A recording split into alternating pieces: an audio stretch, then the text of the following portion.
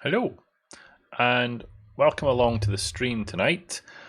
I hope that everyone is doing well. My camera isn't quite focusing. There we go, that's better. So the plan for tonight's stream is we are going to attempt to do a release of the Gazorator library. So Martin Björkström, hello Kim, how's it going? Martin Björkström, who is the maintainer of Gazorator, is currently on vacation. Now, Pascal Berger, who was on the stream a couple of weeks ago, he has recently put in a PR to Gazorator, and Martin, on his phone, I think, reviewed and merged that today. And Martin has since given me admin permissions to the Gazorator repository. So the intention is that I am going to attempt to do a release of a bug fix release of Gazorator on tonight's stream. Then we are going to pull that into the current branch that we have going on the Cake.Issues.Reporting.Generic add-in for Cake, because currently when we attempt to build that, it will fail because of the fix that that Pascal has just put into Gazorator.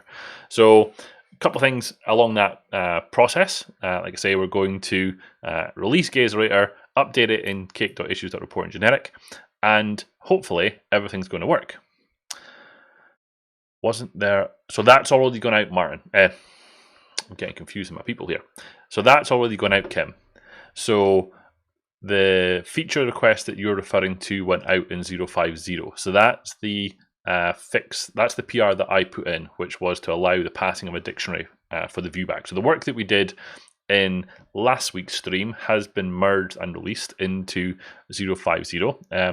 Martin made some changes to what we had done. So on the stream last week, we had implemented it as an iDictionary of string and object. So Martin made some slight modifications to make an IEnumerable of key value pair of string or object rather than coupling it to a dictionary. But to all intents and purposes, it's the same thing that we're still doing on the Cake.Issues.Reporting.Generic side. He just made some slight modifications. So the intention tonight is to release 051, which includes the new PR, which Pascal just put in, which is to fix a null reference exception. So before doing all of that, I wanted to speak about a couple of tools that I have recently found, and I wanted to highlight them a little bit. So Pascal's in the chat. Hello, Pascal. My fix is for null reference exceptions, which only occurs. Correct. So what I've done before the stream, Pascal, is I've downloaded the latest source code. I've switched to the feature branch that all the work's been done on it, and I've verified that on my machine we currently have a null reference exception happening when we are testing for net 461. So, idea being, get Gazorator updated, pull it in, test to see that all those tests are now passing, and then get on to the next issue along the lines. Now, I wanted to highlight this as a RepoZ tool, which I think is going to be pretty cool. So I stumbled across it because it was recently pushed to Chocolatey. So what this little tool is it sits in my taskbar here, and it runs on Mac as well, and it's going to sit and watch for repositories Git repositories that I've been working on. And once they're there, I can search for them. So in this case, I could go Gazorator and it would limit the search to that one. And then you can right click on it and you can say, well, what do you want to do? Do you want to open it in File Explorer? Do you want to open it in PowerShell, command prompt? Do you want to do an operation, which is git, push, pull, fetch, etc.? It's pretty cool. The one thing I really liked about it was if I switch to a repository in Windows Explorer, then you can see up here that I get the same Git status information that I get when I am on the command line. So if I go back to, let's do it this way. So I've got Gazorator open over there. So I'm going to go to this and I'm going to say open in PowerShell. So the current status of this thing is I'm on the develop branch with no changes. So I can see here that that's reflected in the Windows Explorer as well.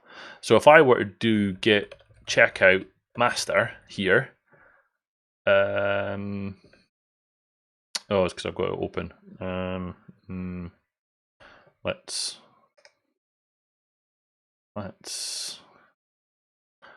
Let's do that again.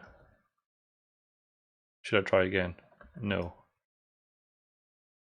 Oh, what are you doing? Unlink of. Oh, is it maybe this that's causing it?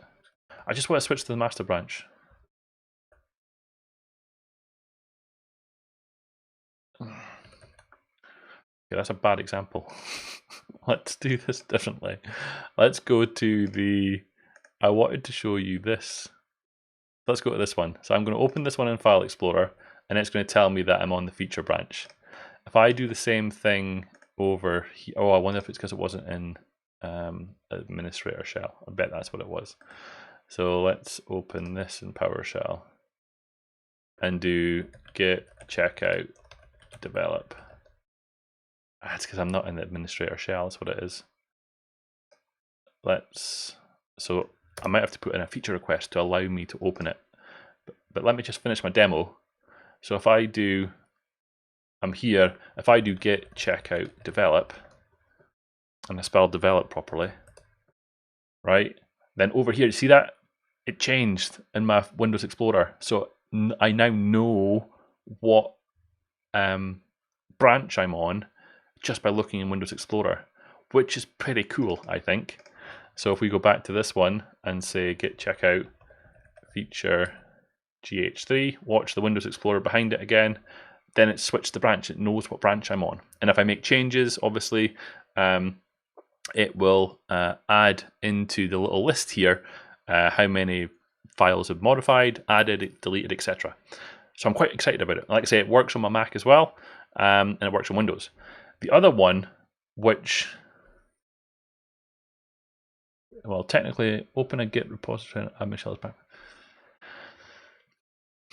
So for a couple of my repositories, they kind of need it because for some of the tools that get installed, that need Chocolatey. So I tend to open a admin shell for everything, to be honest, because it's just easier. But I think I do have now sudo installed, or is it gsudo? I did it install in one. It must have been on my other machine. There's another package that you can do a Choco install of called gsudo. That will give you sudo for Windows. So if you're in a non-administrator shell, you can run sudo to elevate that process if you needed to.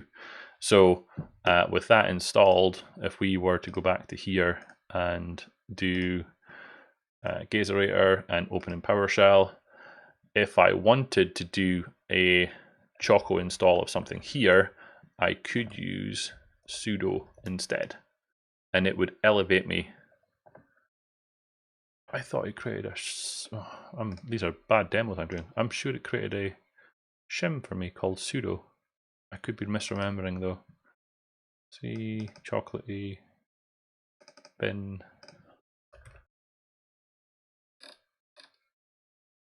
That's interesting. I was sure it can create a. Yeah, no, I thought it actually called it. Huh. I'm gonna have to look that up now. I'm going down a rabbit hole, but I was convinced that created a shim called sudo. Gsudo files.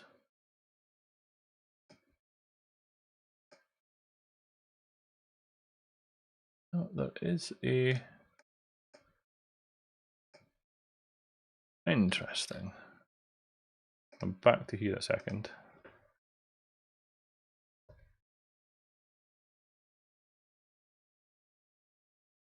Was it just because it was? It is there. Yes, it is. Right, so it is. So sudo will elevate to with administrator and execute the command that you give it. So it is there and it is working. Okay, so I feel better now. The other one, I stumble across that I've literally just installed and I haven't actually tested it out yet is a tool called RepositoryCleaner, and it's from Geert van Horik. Now, what this thing is meant to do is it's meant to scan all of your Git repositories that you have on your system, and it will attempt to figure out how much space can be saved across all your repositories and give you all that space back. So I'm curious to see how this is going to work. So if I were to go into repository root, that's what I want. So if I go into this PC, see I've got no space left in my hard drive, but if I go into GitHub and I say analyze, oh, I didn't find anything in there. I wonder if I have to go down a level into organizations. That would be unfortunate. Oh, it just crashed it as well. Well, that's not good. Going by his screenshot, it should all work amazingly. And he said he was able to claim back like gigabytes of space. So I'm curious as to, let's try Cake-Contrib. Let's go here and let's say analyze and see what that does. Crashed it again. Okay, I'm going to speak to Geert about that. That's not working the way I expected it to. But those were the two tools that I wanted to bring to light.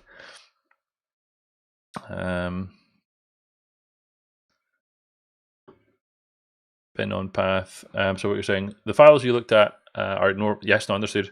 So it doesn't add shims, but the install script adds a sudo bin onto the path. I thought adding files there was not allowed on Chocolatey packages though.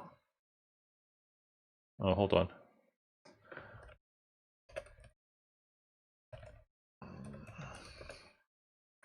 Let's have a look. I'm definitely going down a rabbit hole just now. So what does it do? Files, Choco install. It is lib. That's just the package folder though, right? So there's no harm in going Choco install lib g sudo bin. That's just the package folder. That's not the Chocolatey bin folder. So I'm okay with that. Oh, I see what you're saying. There's a bin here as well. Previous installers had created symlinks on Chocolatey's. We no longer, so that one's just tidying up. So I'm okay with that as well.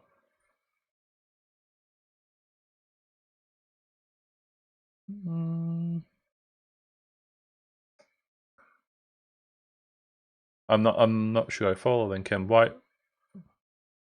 What would you use? Oh, so rather just use the current executing location. That may be a good idea. Yes.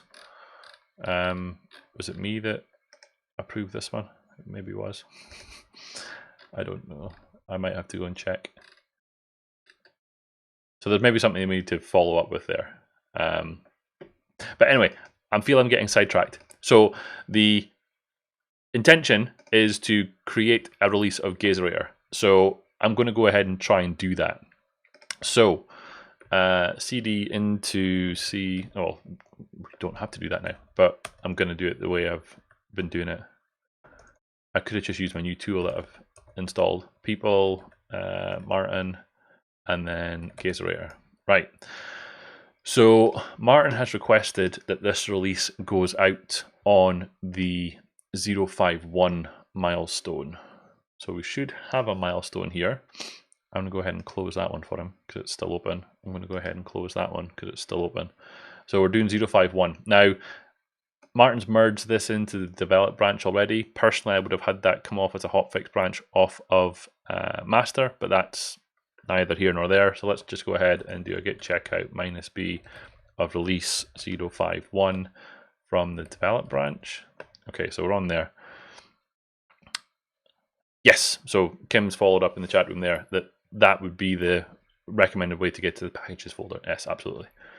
So if we just do a build here, this Gazorator is using Cake.Recipe. So in theory, I should know exactly how to do this release because it will be using the same process as I normally follow. So let's go ahead and run the build and make sure that everything's building correctly.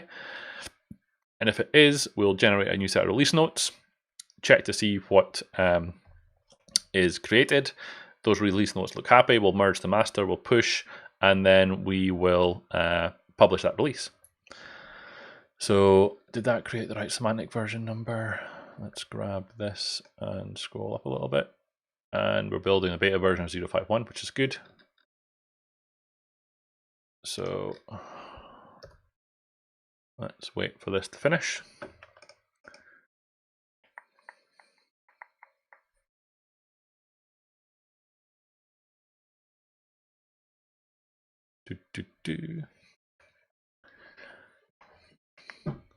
So the reason that we now need this change where we weren't before is that Pascal is now attempting to cross-compile Cake.Issues.Generic.Reporting or reporting.generic because of issues with loading of dependent assemblies when he's creating the package that's ultimately going to be shipped as an add-in. So this is why we now need it. So I'm going to do a build with the target of release notes. And hopefully this will, this might not work. I might have to go offline to create the release notes and come back on again because the wrong token will be being used. Let's have a look. This might error with insufficient permissions. Yes. Octokit not found exception.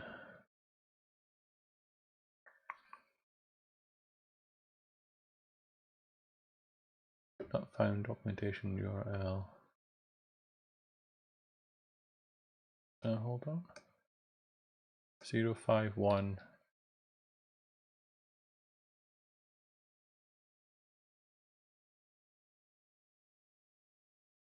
Oh, what version of recipe is he on?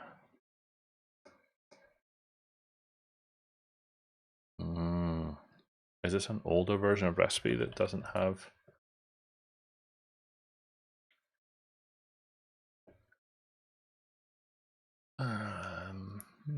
No, that should have.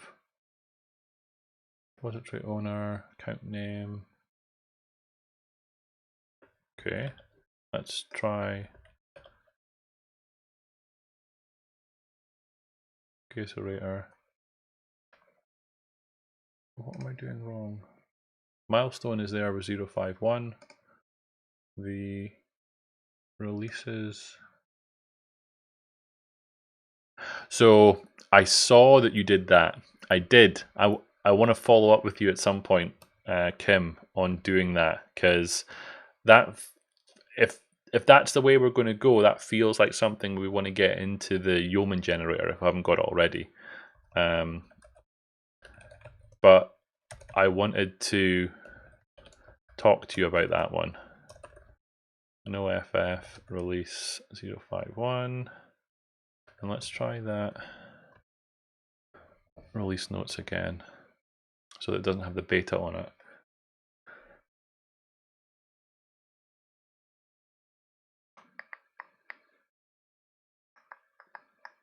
On the one that I did look at, Kim, on that note, I saw that you were only doing it on the release branch. Can we do it on both the release branch and the hotfix branch? Or you may have already changed that. So we're now building 0.51. And not found exception. I wonder if this is just... I wonder if this is my token. In fact, let's not go off stream. Let's just pull this down here so I can have a look and still be talking. So let's have a look. my environment variables off screen so that we can, yeah, let's change this to be this, and let's grab another, let's grab this one and put it into here, and okay that, and okay that, and let's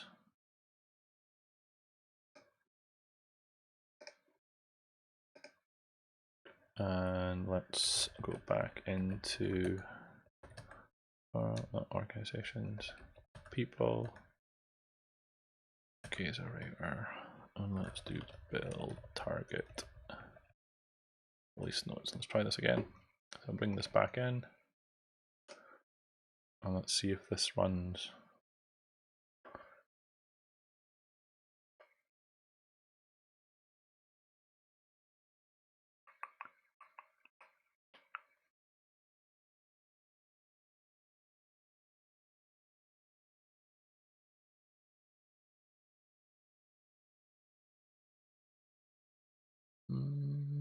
There we go, that's better.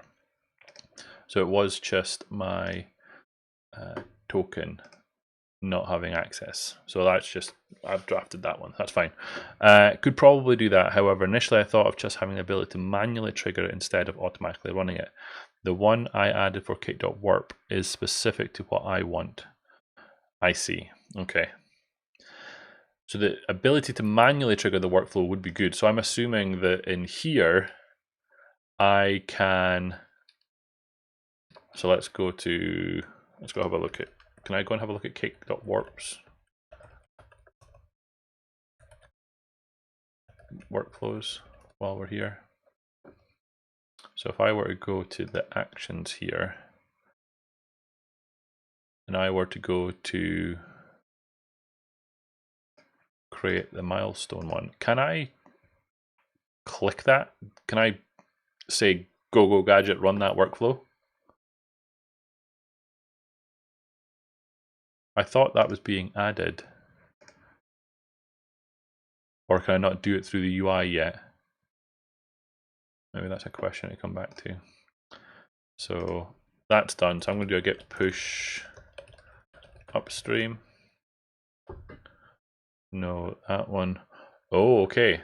That one do not allow for. So you have to, it's something you have to opt into. Interesting. So in theory, we could have a workflow that's triggerable by only people with permissions on the repository, I'm assuming, and that would replace what I've just done here at the command line. So you would push the release branch, push the hotfix branch, or push the master branch, and then you would trigger the creation of the workflow, the release notes via the workflow, rather than doing it at the command line. So this issue that I've just had with the token not quite being right would go away, because that's already set up within the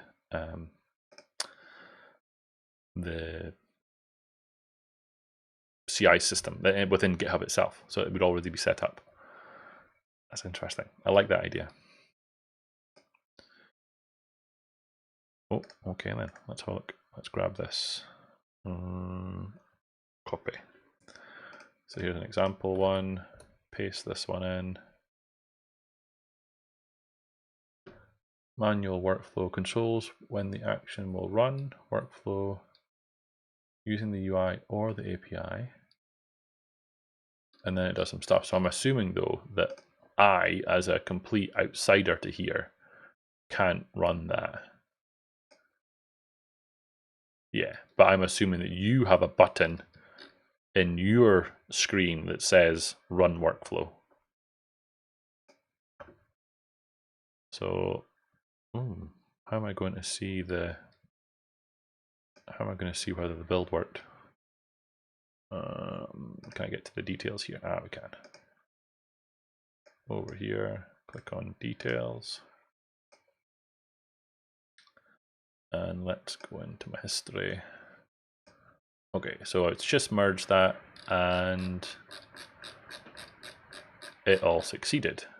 And it would have skipped the publishing. It did. Okay, good. So in theory, if we're happy with that release information that was created, which is here, null reference exception while using test cases, beautiful. If I go ahead and edit this, and I go ahead and publish this release, then it should publish to NuGet. Let's give it a try. I sent you an invite for that repo so you could see how it works. Oh, perfect. Let me go over here. And I see an invite in GitHub. I'm going to accept or decline. I'm going to accept the invite. And if I come over here then, and I do a refresh. Oh, look at that. This workflow has a workflow dispatch event trigger, meaning, oh, I get to select the branch to run it from as well. Ooh, I like that. The branch to use is the branch to use as the base from the new release notes. The new, ooh, oh, hold on. So you can specify it? Oh, I like that. So if you didn't have something like git version, you could, which asserts the version number, you could specify it. Interesting. I like that. I like it a lot. Definitely gonna have to look into that side of things. Okay, so this is a tag branch for 051. And if we go over to NuGet.org, interesting. GitHub Actions is, it's getting there. It's getting there. 051 tag has completed. Scrolling down. Publish GitHub release. Publish NuGet packages. Publish MyGet packages. So in theory, this should have some. Didn't have any artifacts, but that's maybe not been set up. Milestones. Didn't close the milestone. Huh. Deleting file. Oh, hold on. Unable to use Git Release Manager as necessary credentials are not provided. Okay, so that's part of Martin's setup, so it hasn't been able to finish that off, but that's fine. What it has done is it has published 051 to here. So in theory, once the indexing is complete, that will allow that to work. So I'm going to finish off this process for Martin manually then. So I'm going to close the milestone, and I think that's all that he wants to. Well, he hasn't added the assets. Has he been manually adding the assets to the releases? So I'll look. No, he hasn't. So he's only got 2 assets in each of them. So I won't change that process for him though. That's fine. So let's wait and see how long it takes for indexing to catch up. So let's see if we can cheat a little bit. So it's got a 404 just now. We'll come back to that one. But so let's go back and have a quick look at the action file that Kim pointed us at. So GitHub workflows, manual.yaml. On workflow dispatch, inputs. Look at that. And then you can specify the version, and then jobs, and then it's going to greet, it's going to run on Ubuntu latest, it's going to check it out, and then it's going to create release notes. So you're not currently using the version that's passed that. Oh no, you are. Look at that. Oh, I see. I see. Okay. Oh, look at that.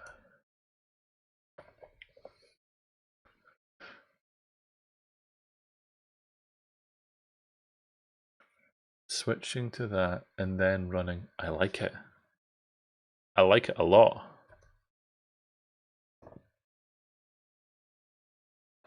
I think I could play with that at some point. Ooh, okay, so we've now got 051 of Gazorator over here. So if we go over to back over to let's just use my new tool. I'm gonna use this now that I have it. I'm gonna say open in PowerShell. And then in here, let's open up the project. Oh, okay. Feel free to trigger the workflow. Let's see what it does. So, okay, so actions, manual workflow,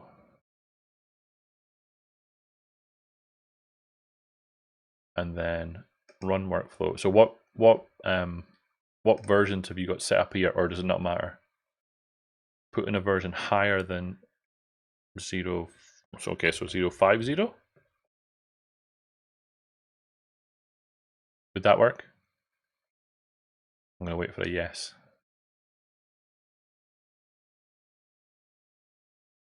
Dun, dun, dun.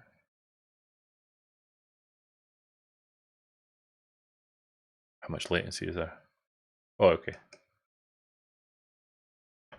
So I've triggered that. So if I go to actions, this is the one I've just queued. One queued job, one in progress job.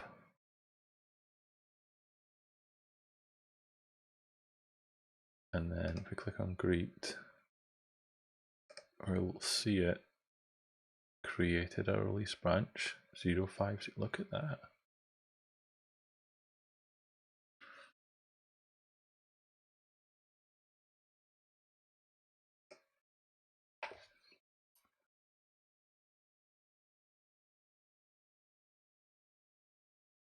It's thinking about something. No output from that task yet. .NET install, running Cake, installing the tool.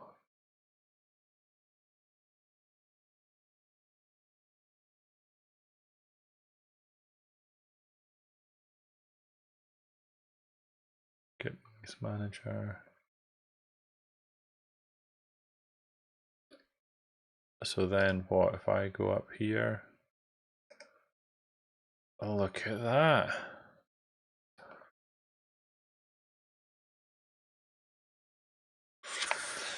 I think you might have me convinced, Kim. I think you might have me convinced. Yeah. I think I'm definitely going to go back and play with that. But anyway, open project or solution from C.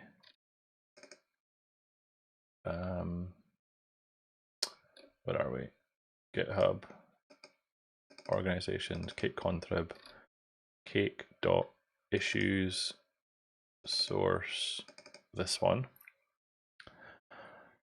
So this one, we are going to need to bump the Gazorator package and then run the build again. So I'm going to say manage NuGet packages. Kim's also saying, I was also thinking of automatically merging the release branch to master and develop. You might have to convince me about that one. But I mean, once you start thinking about this, the possibilities really are endless at that point. Gazorator. I'm going to say for all of them, update to 051. Go gadget install 051. Yes. And then successfully installed, restoring packages.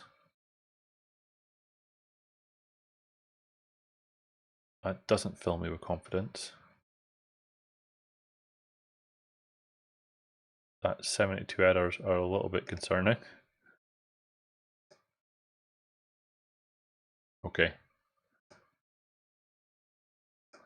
As a sanity check, it has bumped that. So let's go over here and let's run build again. So before the stream, oh, you see that's not going to work because it's all been run as, it's already done the build as the administrator user, so it's put some stuff that the non-administrator user doesn't have access to. So let's just go into organizations, Cake, and Cake.Issues, and then let's run the build again. I first need to convince myself. Love it. So if this builds, then we're making one step closer to having it all working. So let's see what happens here, and then we'll see if Pascal is still kicking about, and we'll see what his thoughts are. So where it got to before is it did the restore, did the build, and then when it attempted to do the unit tests failed because the unit tests are now being executed across multiple platforms. Namely, if we go have a look up here and look in this project file, then it is now running on Net 461, Net Core App, and 2.1 and 3.1. Indeed, drum roll. Dun, dun, dun. So that's the build happening. Very matrix style. I noticed that he turned off Dupe Finder. I'm sure there was a reason for that.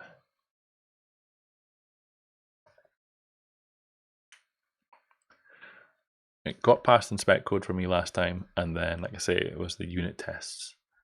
So if the unit tests pass, then there's one other fix I think I need to provide into the add-in project, which is the fix that Kim told me about, which is for coverlet. Really? I would have... Oh, I wouldn't have expected that.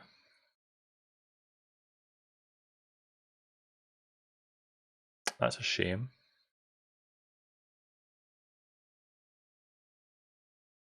Because it's drilling down into the...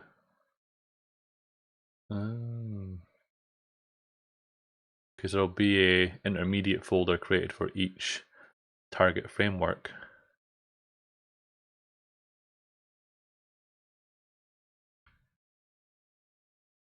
In the assembly info, what's that still failing?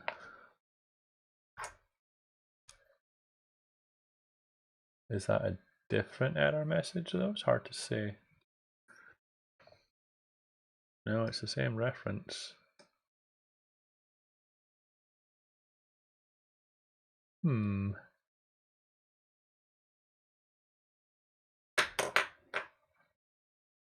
we have just done the right thing, haven't we?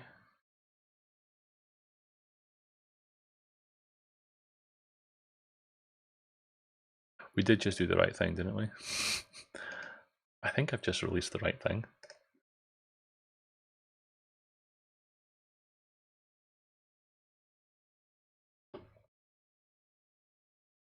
Because he told me he had released it. He'd merged it rather. GitHub, people, mholo, Gazorator.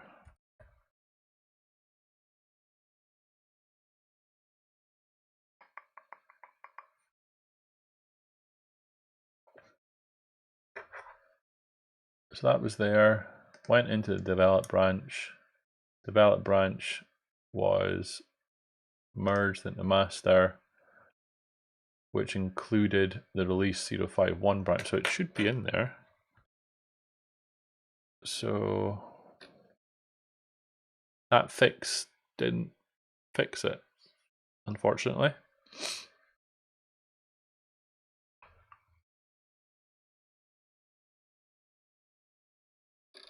How would we go about verifying this?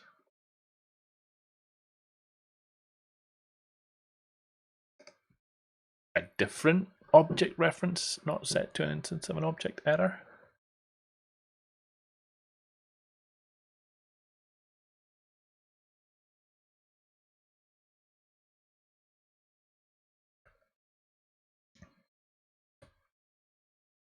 So let's test them all out here as well.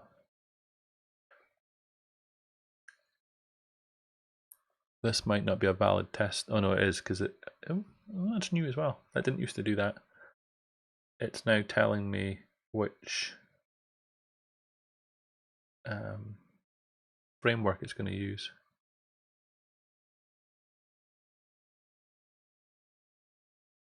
Let's find out, shall we, Pascal?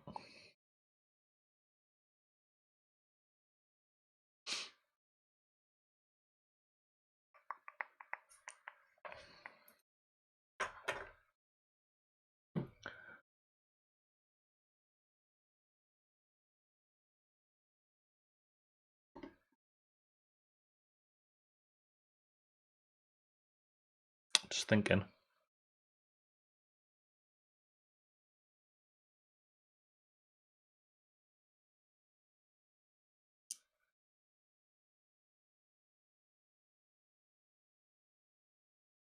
We're now off.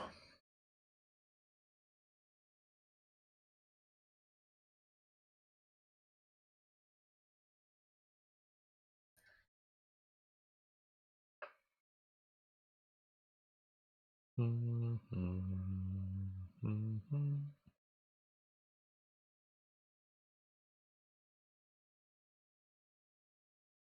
no failed tests as of yet.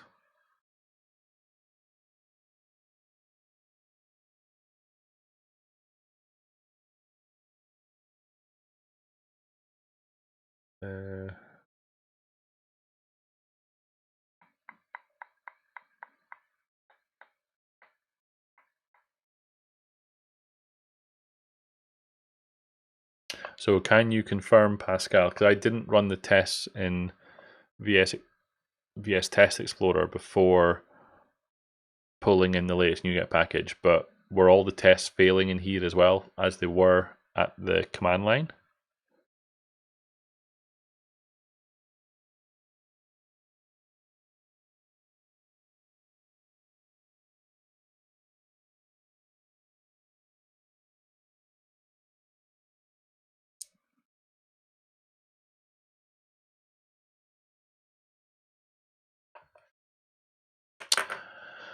Okay.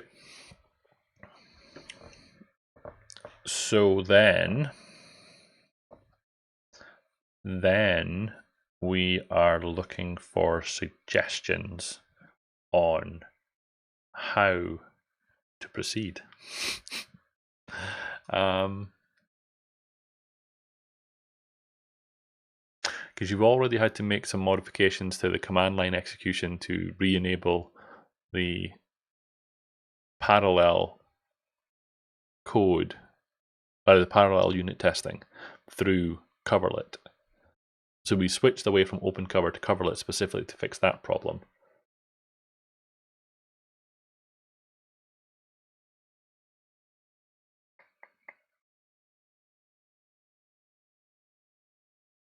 The null reference might happen in one of the for each loops, perhaps. Which for each loop are you referring to, Kim?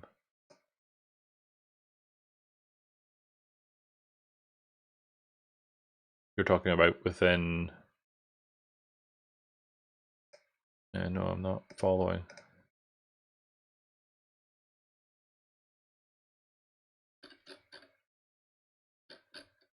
It's basically every single... So if we were to...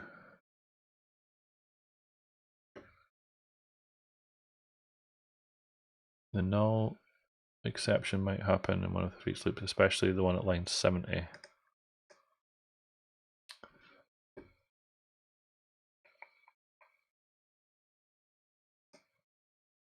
So let me copy and paste in what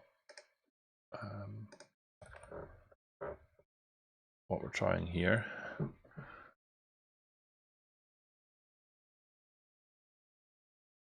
So I should probably refresh my mind about exactly the change that Pascal made, and then we can look to see if we need to make it elsewhere then. So files changed here were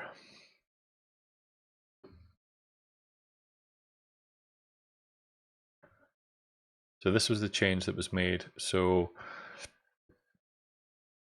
basically made a check to make sure that there's not null here, and then if the entry of the location is not equal to null, do that, and then if it is, then load it.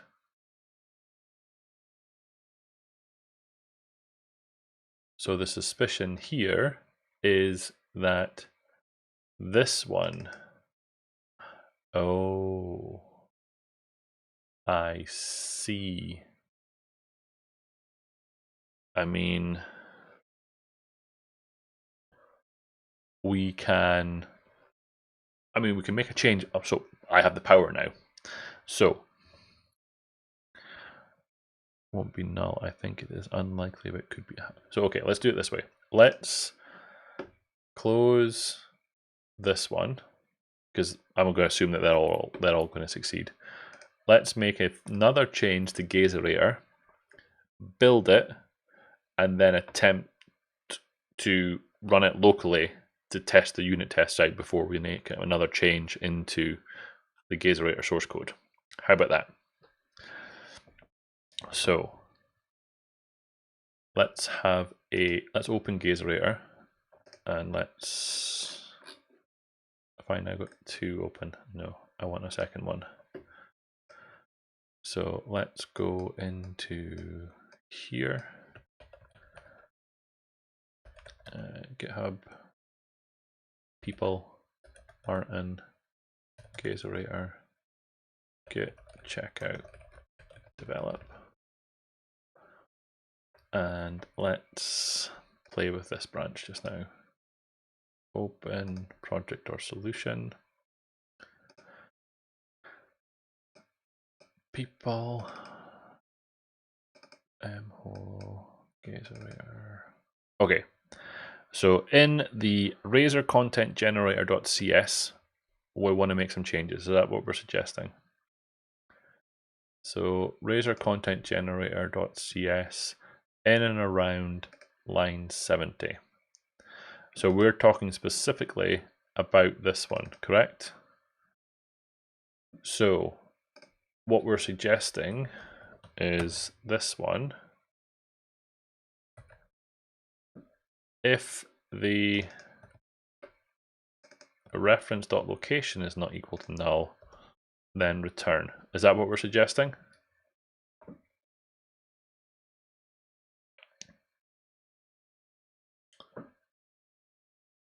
Or,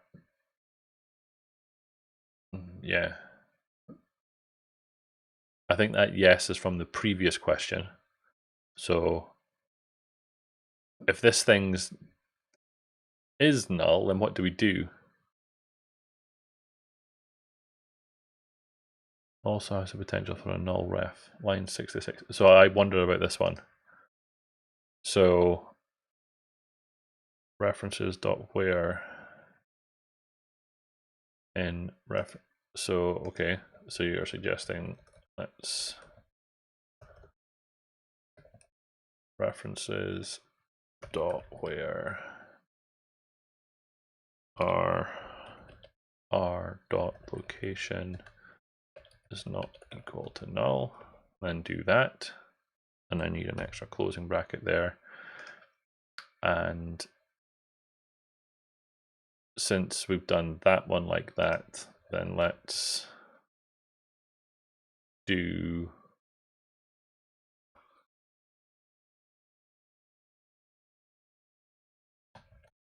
let's do it like this then. That's a little bit of a larger operation. Like that then, yes. So if we do that, and we open a new Visual Studio,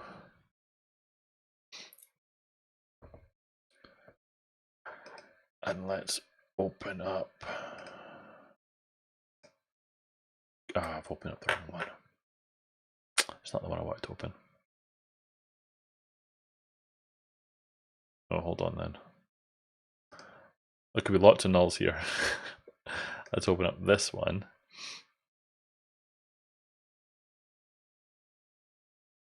Let's open up the issues project.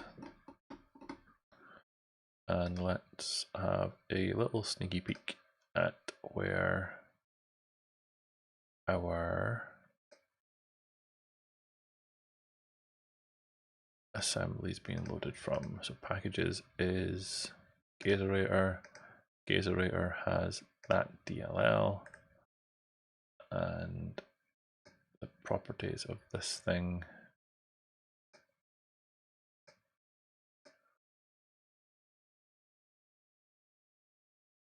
I want to know where this is being loaded from, so it's in there. Well, yes. No, should add the loaded assembly as available instead of calling the assembly load. Okay, yeah. Okay, let's go back. So let's do var referenced assembly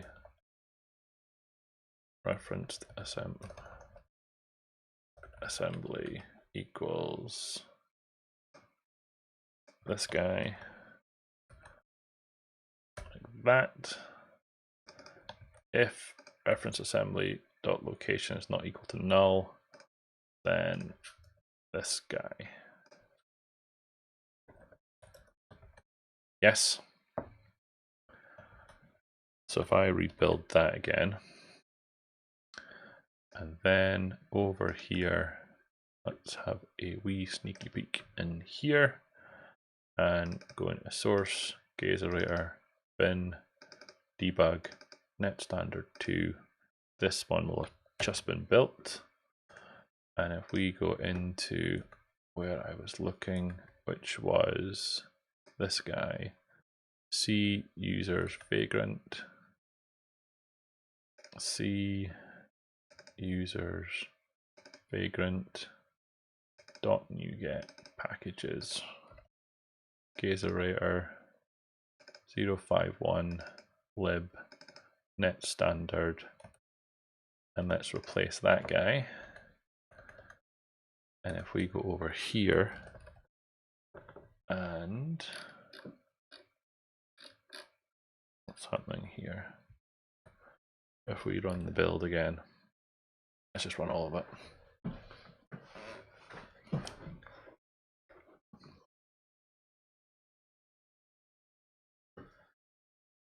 Let's see what happens.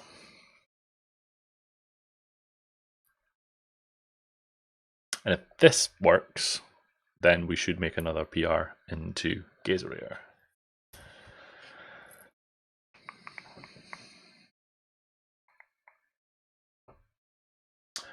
If one of you has some nimble fingers, did you want to go and create an issue on the Gazorator repository mentioning that the fix that was put in makes things work in Visual Studio Test Explorer, but not from the command line? And then we can reference that in a PR while we are watching this build. Close that guy.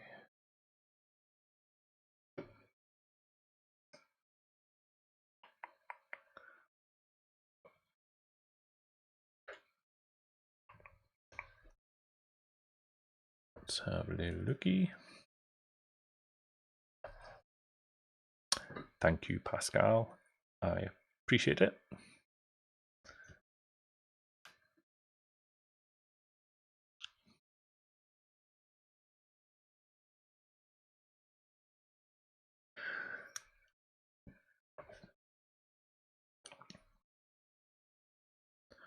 So we're just waiting on the build.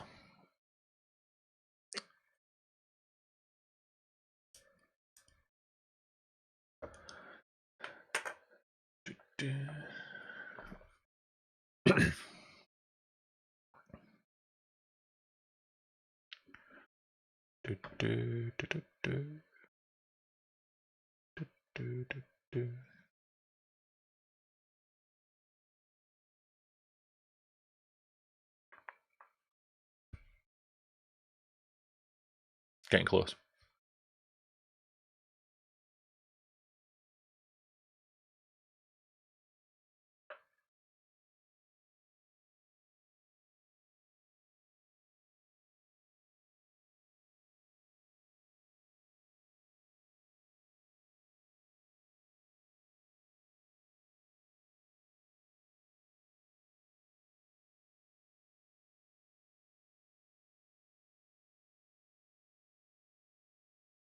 What do we think? Is it going to work? Keeping my fingers crossed. Actually, that's interesting. I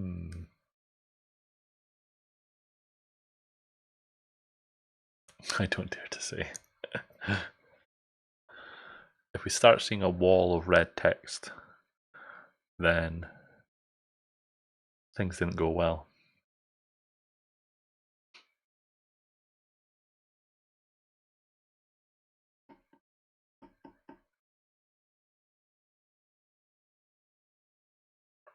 It seems to be taking longer to generate the wall of red text than it did before.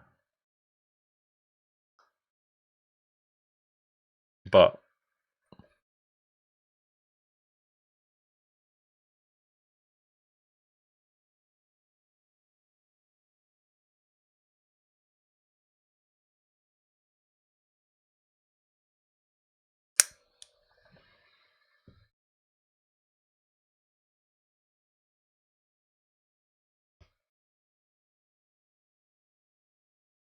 I don't think we should be running into the issue that we had 2 weeks ago, which was that it was basically getting hung up and it was never executing anything, because we got round that error by enabling the non-parallel execution of the unit tests, and we saw that because it was failing before. Oh. Looks like it will take some time. It started working.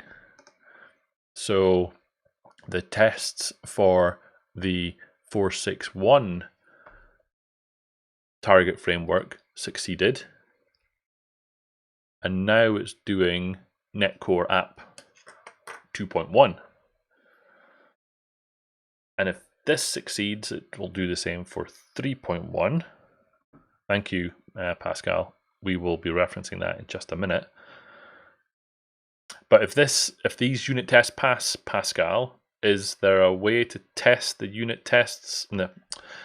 Is there a way to test the integration tests that were failing previously? Is that what you're referring to? Is that the and still fail part?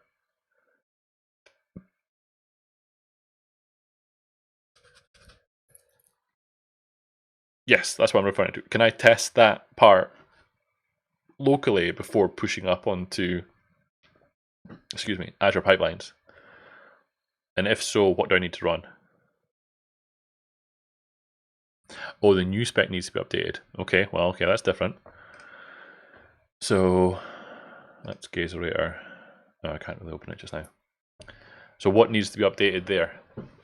The reference paths for the DLLs, because they aren't set up for multi-targeting, or what needs to happen there? Included assemblies. Okay. So the unit tests have all just passed, or they're on the third target framework. Right. Okay. Cool. So that's just a copy and paste of the ones that are there, and then changing the target folder name. I'm Wild ass guessing here.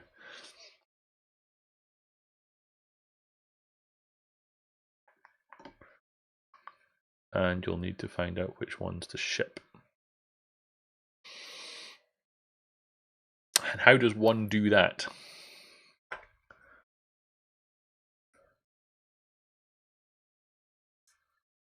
Okay. Different assemblies for different targets. How do I know which ones I need to include? Because they're in the folder? Okay, fine. Well, this is a way to finish, I think. And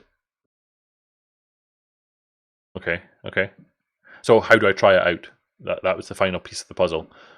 What do I need to run locally to test the integration tests that you have set up?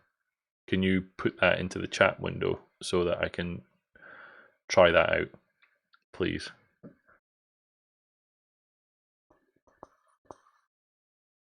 Could not create. Good, okay. You can't run the integration test locally. Okay, fine. So we have to push it up. Okay, I'm okay with that. So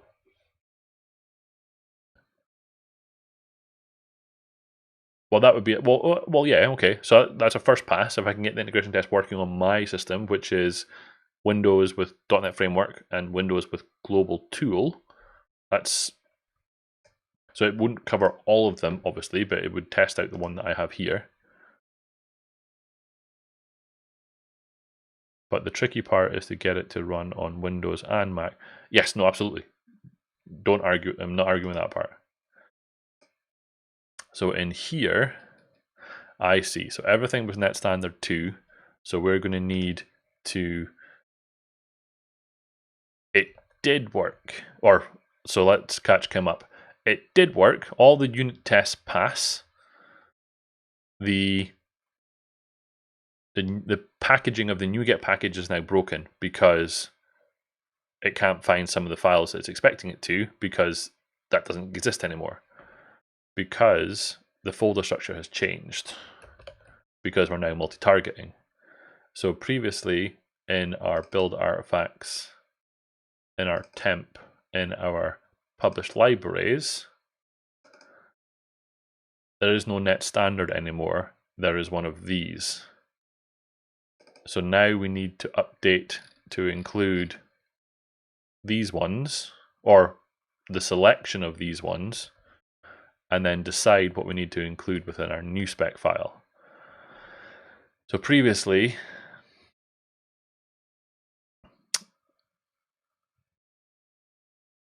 for Net Standard 2, it didn't seem to require all assemblies. This are only part of the ones in bin, and it worked for 3 or 4 configurations. Adding the remaining didn't change.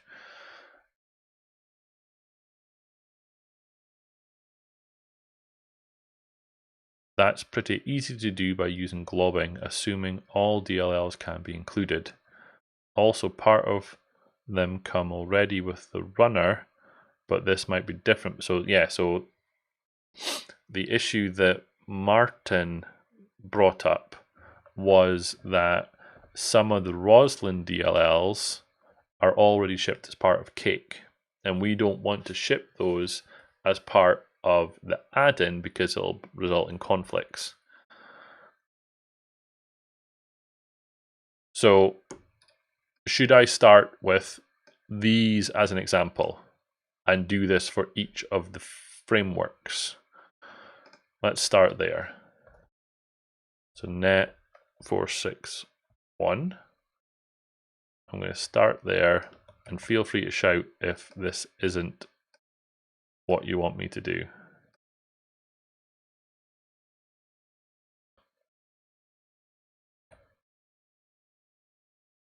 Okay. I'm going to put these into a net46 folder. So the bin folder being not this one, you're talking about the actual bin folder. So keep that one.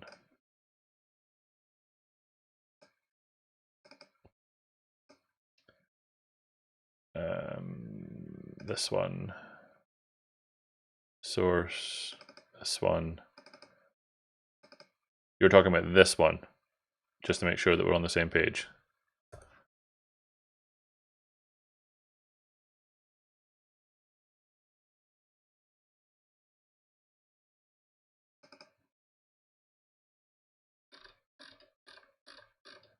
Or are we literally including everything?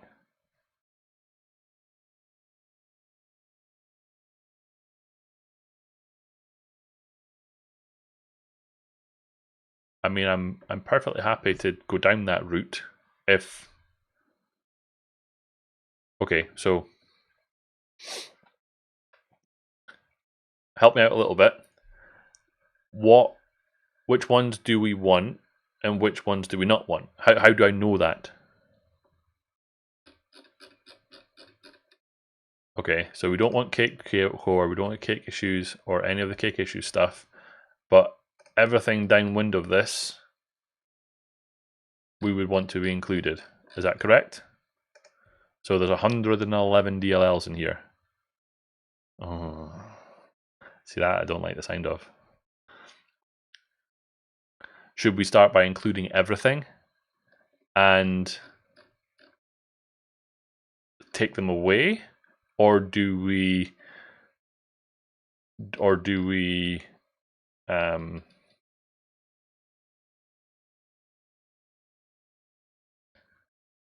until it fails? Okay. So I don't necessarily want to add in 111 entries into this new spec file. So I'm tempted to go down the route of what Kim is suggesting with regard to using a globber pattern on this DLLs. So let's take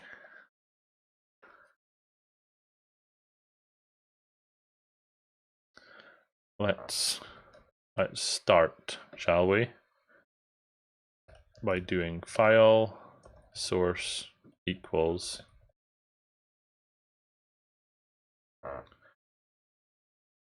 I've already forgotten where we were loading things from. Undo, undo, undo. Okay, let's start here. So file source equals. So the folder is relative to where we are. So this will be net 461. Net 461. And then in here, we would want that star.dll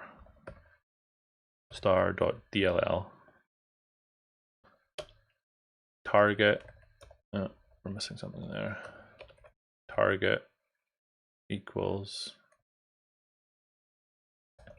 lib net 461, and then we're going to exclude something. Now the exclude in the new spec file attribute, I think you can give it a separated list of things.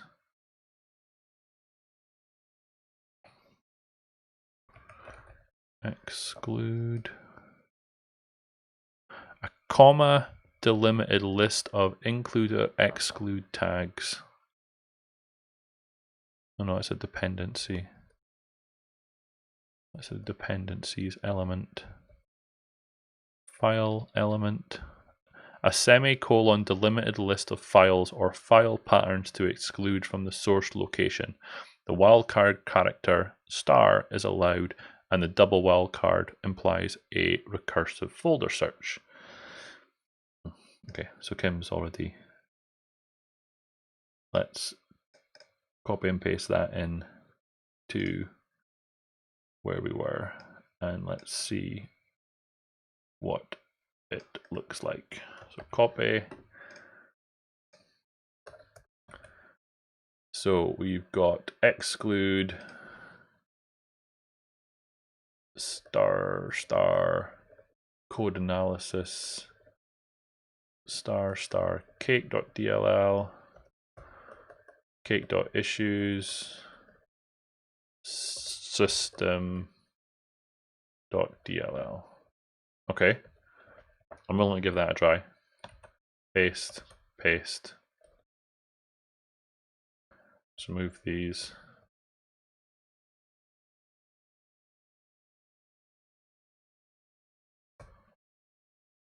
Also, okay, hold on.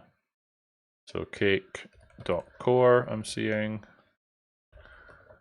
cake.core, and cake.issues. Well, can we put a star in there? Cake.issues.star. Will that work? .issues.star. No. Okay. No. Love it. Okay, let's do this then. Copy. Oh, well, hold on. What did I read before? It's a semicolon delimited list. So I'm going to have to modify this slightly as well. So hold on. This is getting out of whack. So I think that one's... Oh, no. I'm reading that wrong. Semicolon. You're right enough. Okay. So let's put this. Let's grab this. Copy. Paste.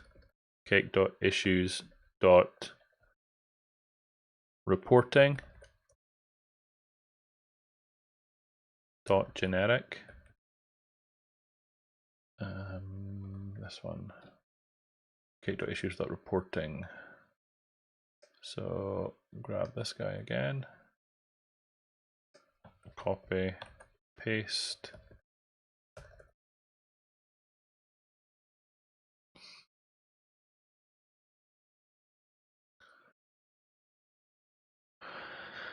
Okay.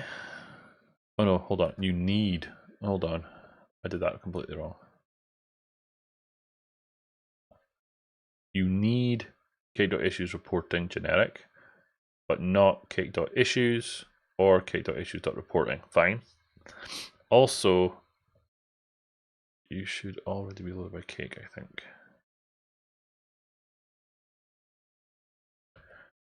Okay. You know what? Let's give this a try just to see if we even get it to build. Netcore app 2.1.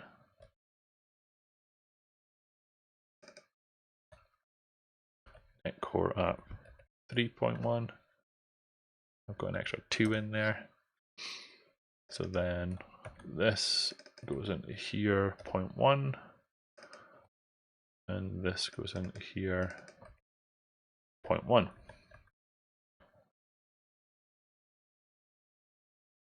You can remove the frameworks from the file source and file targets since the folder structure in artifacts is correct.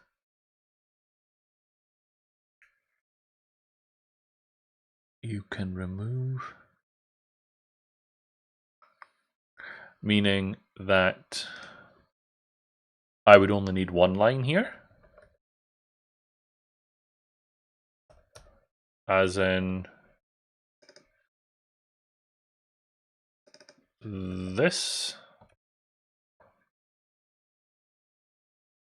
Again, well, I'll try it. So the one that failed was, let's give it a try.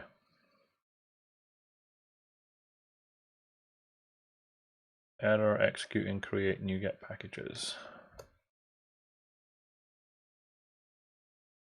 Build, target,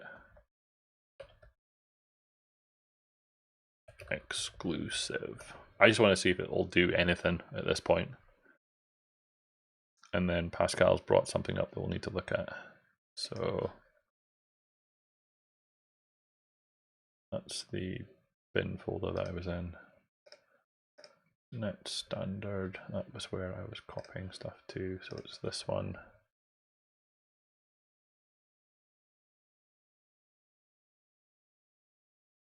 Multiple arguments with the same name, target.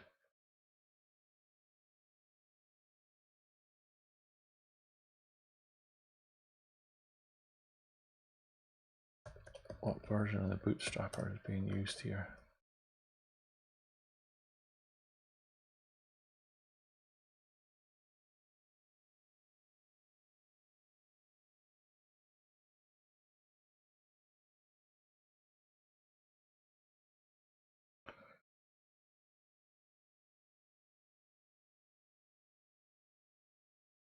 Right, I'm going to come back to what you guys are talking about in a second. I kind of just want to see if this gives us anything.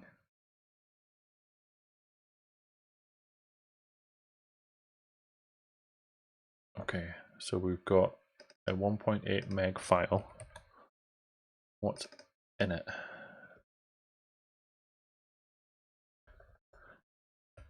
.zip. Extract here. And then lib, net461 has got generic, Gazorator, net standard,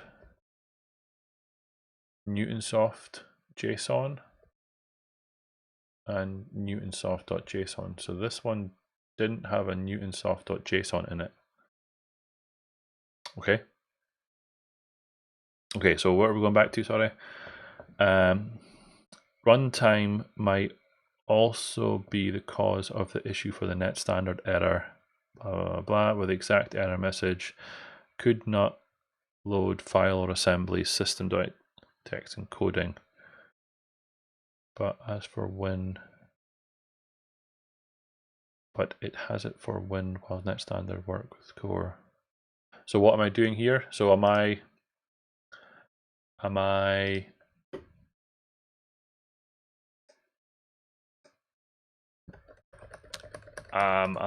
doing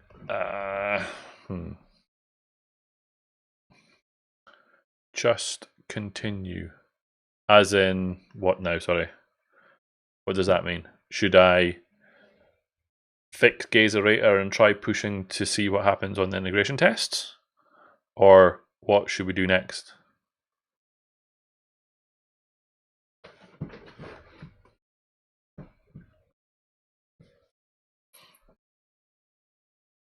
I'll wait for a response before.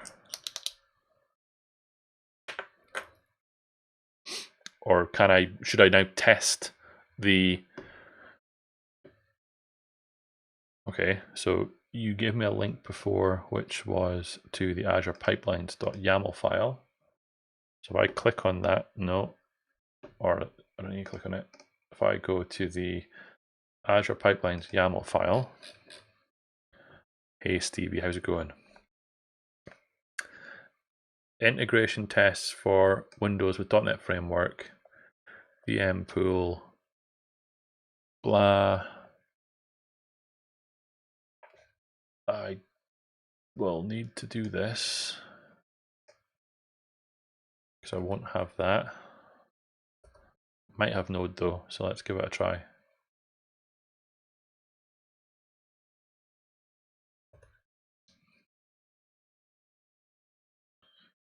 Okay, let's take a... Well, that's what it is. Yeah, I think we're okay though. The integration test expect the nupkeg in the build artifacts folder. Yep, so that's what it was. So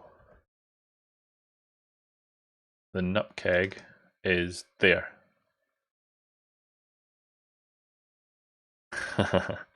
We are currently trying to get a package for Cake.Issues.Reporting.Generic building multi-targeting multiple versions of the .NET framework, And then Pascal has got an Azure Pipeline YAML file that's set up to do integration tests across multiple different platforms. So what we want to do here is test some of it out locally. There's another Cake script for demos. So we've done that. We've downloaded the nupkeg into that packages folder. Copy build artifact for build. So we're going to run.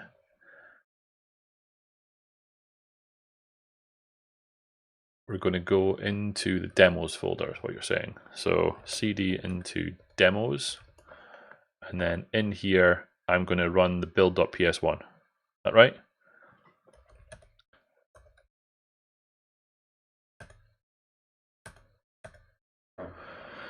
And then there is another Cake script bootstrapper under demos because we use different Cake version runner for building the add-in and running the integration tests. Okay, so I'm going to run this build.ps1 in the demos folder.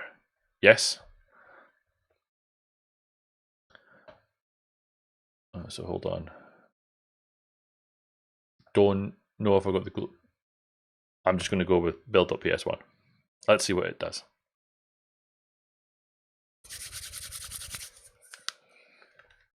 So this will test running the Cake.Issues.Reporting.Generic on Windows with .NET Framework. The build.sh would test it running on a Mac with Mono, and global tool could be executed against this build.cake file on both Windows and Mac. And if all of those pass, then we can ship it. Now, what version of the .NET Global tool do we need? So in my demos, in my tools, in my packages.config, you want 38. Okay, fine.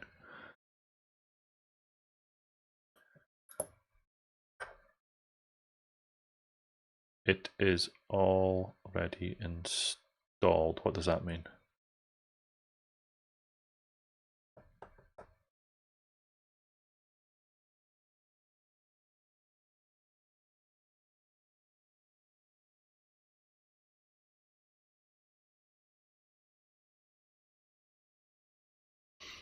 Yeah, I'm not following.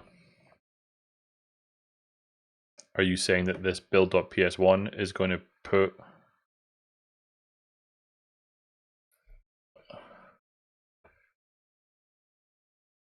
demos?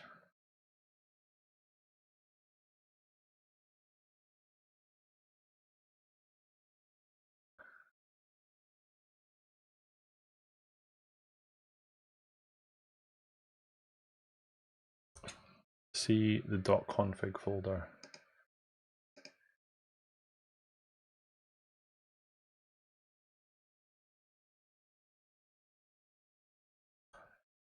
I see. I shouldn't have. What you're not liking about your new phone, Stevie? So to say it differently, Pascal, what you're saying is into this demos folder, run .NET tool restore, and then .NET cake build.cake.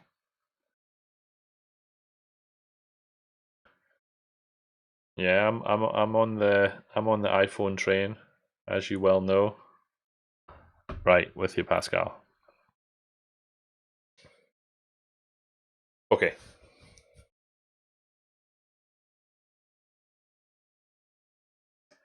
This is taking. Okay, so let's save some CPU cycles here. That's the thing. That's the pitfall you fall into, though, isn't it? Because everything then just works. It becomes they suck you into the ecosystem, Stevie. They do. I've fallen into that trap myself.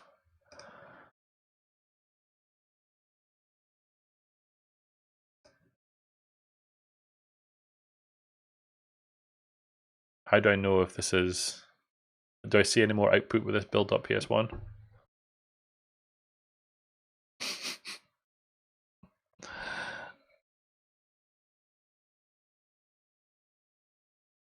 And that's fine. I'm okay with that. I'm okay with bumping to 038 for Cake.Recipe because myself and Kim had kind of spoken around that for other reasons. So if we do bump to 38, then there are some other obsoleted methods that we need to take care of.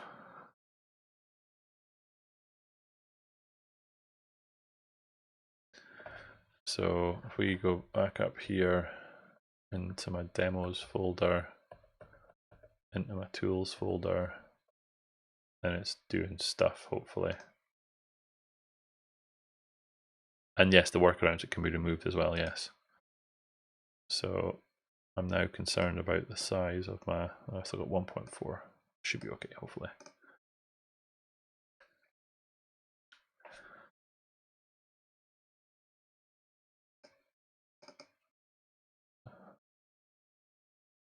Come on.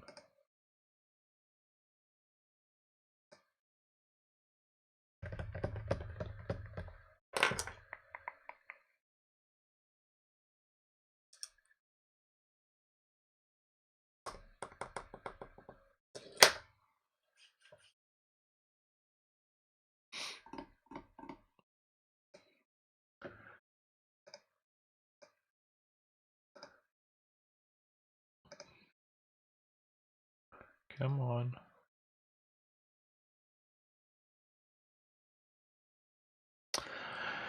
And of course, as soon as Cake bumps Microsoft.code analysis, they need to be bumped in. Same with Newtonsoft and Cake.json. Yes. So there's a coupling there that we need to address. And I think that's okay though. I mean, it's not something that we bump very often.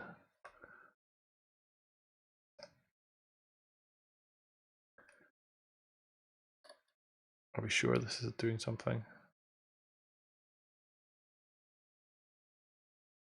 So I thought about that. I did think about that.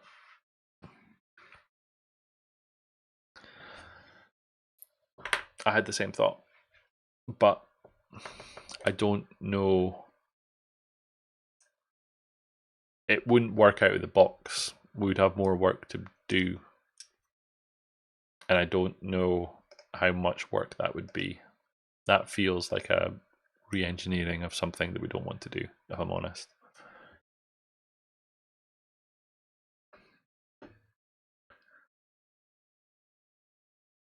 Why is this taking so long?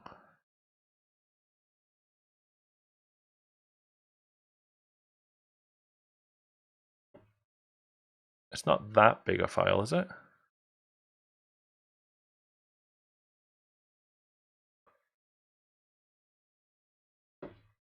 Uh-oh.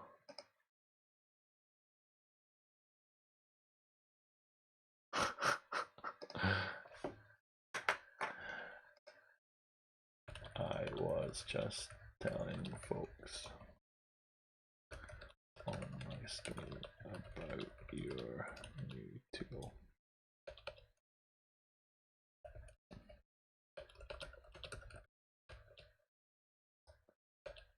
Both Windows and Mac.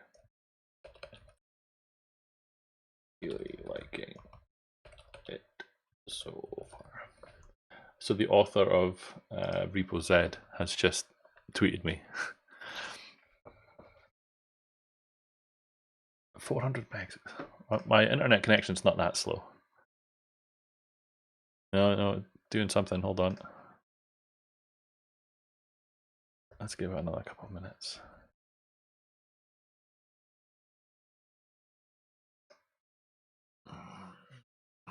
While we're waiting, we could go to here. No, we could go to here, and I could go into here. Having the old assembly redirection XML file, that was quite common for doing that.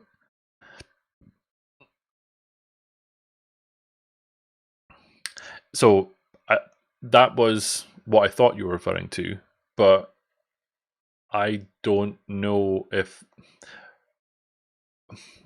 the assembly loader that is loading the DLLs, it would need to know about that assembly redirects, and I don't know whether we get that part for free. That's the part that I'm talking about.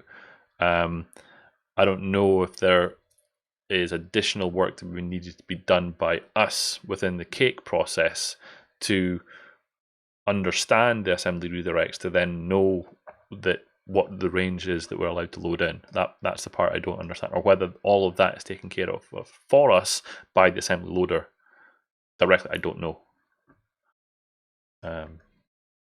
Oh, it's doing stuff. Cake.Markdown lint, so it's off to the races. It's doing stuff. Okay, good. Okay, so it's running.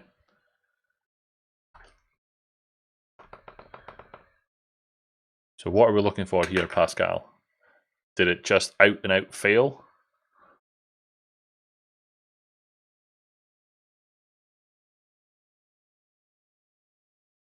Or what happened?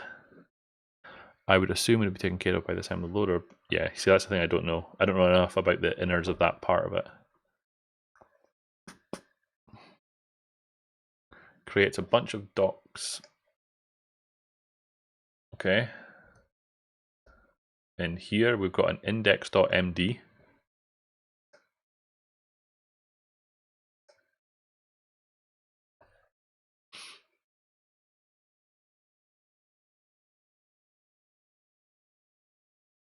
Is that expected? One or more errors occur. Method not found. System.collections immutable array. Do we need to include the immutable array? DLL? Was that one of the DLLs? Yes. What does that mean? Does that mean that that's one you've seen before? GitHub, organizations, Cake-Contrib, issues reporting generic, source generic, bin, debug, net461, system.collections immutable is there.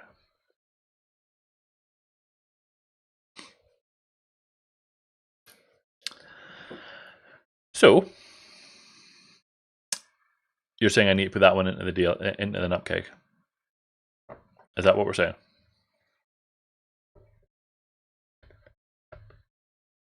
But what you're saying is it's not a guarantee that that one's needed for each framework, target framework, though, correct? Are we doing this? Can we not look at the...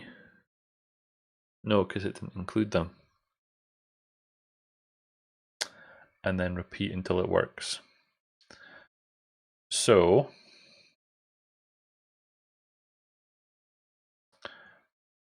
what sort of... Okay, so bear with me here. So in the... That's not the folder I want to be in.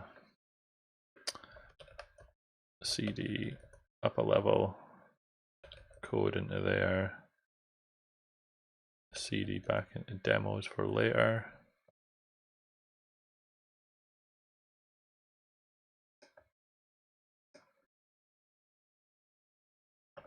Okay. You could use ILSpy and see what every function loads and go from there. But just add all. Okay, so in order to do that, you're saying if I take those out, right, and I go back to here, and I go back up to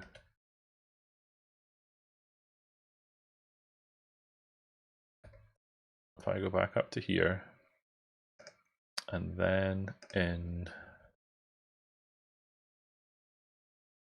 go back into here, back into here, back into here, delete those.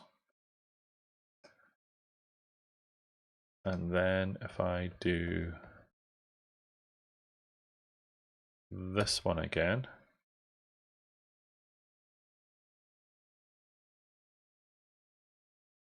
okay, fine.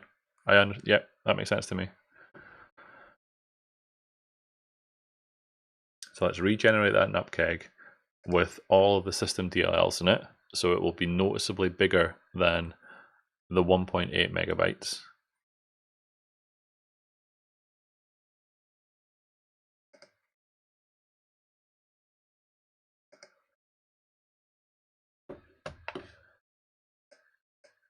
Let's just reply again to, I forget his name.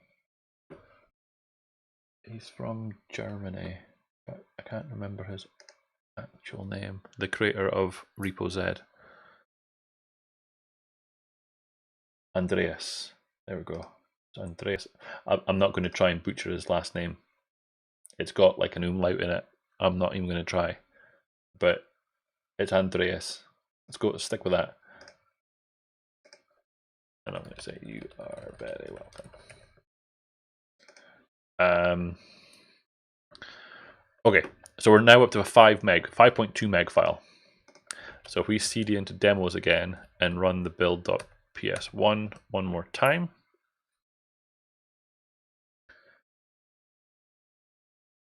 I do. That was one of the things. I do have Markdown lint, or more specifically, I did a Choco install of the Markdown lint CLI.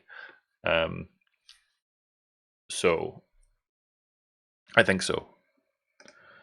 So back up to our demos folder and into our docs.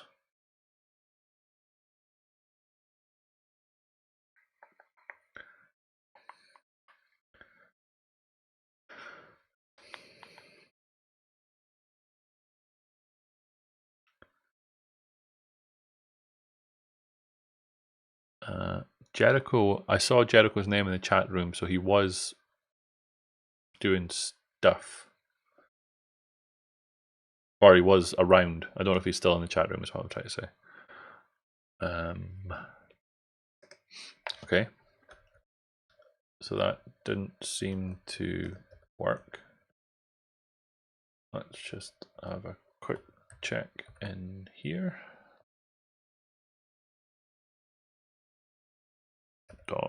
.zip. In my lib folder, in my net461, systems.collection.immutable is in there. So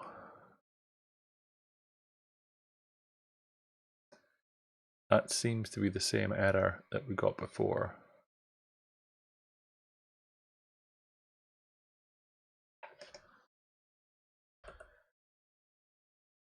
So while I think about it, let's maybe get something else installed.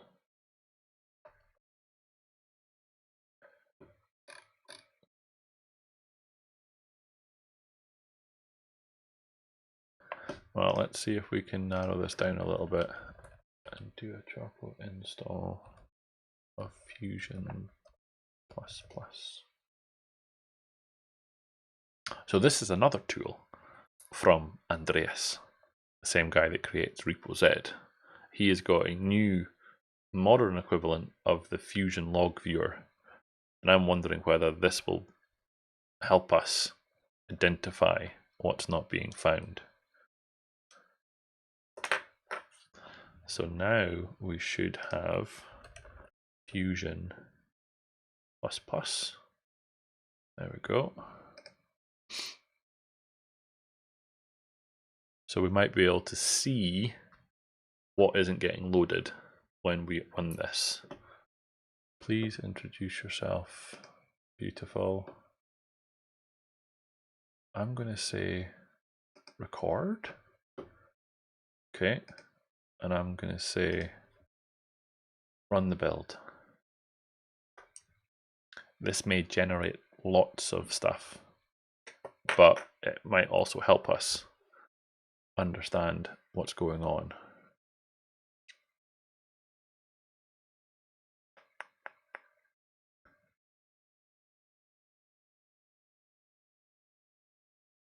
Let's have a little look.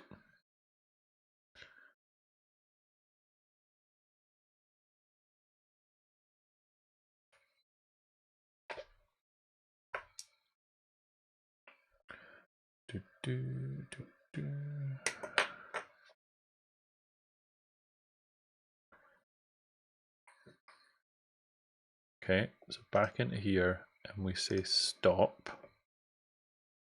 Let's see what this tool brings up. Okay, so let's filter by error, and then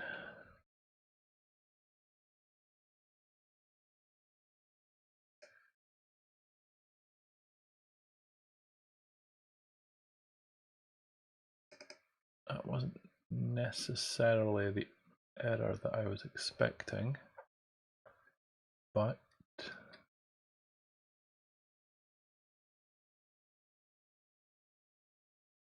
under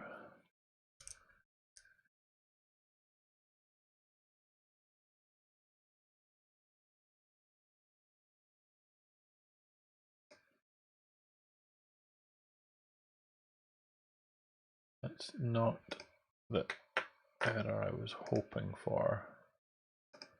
But if we check for immutable,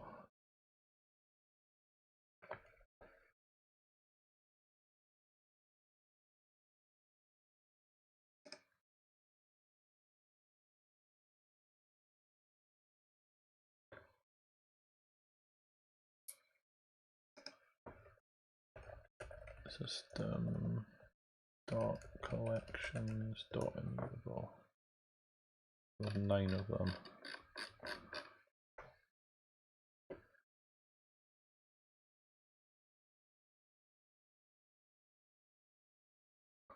System.runtime.loader was also an error with NetStandard 2 on Windows, but it still worked. Okay.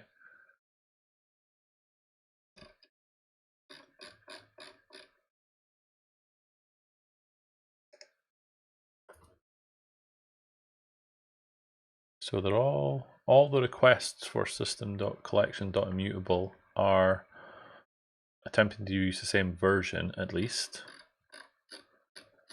So have another look at the errors.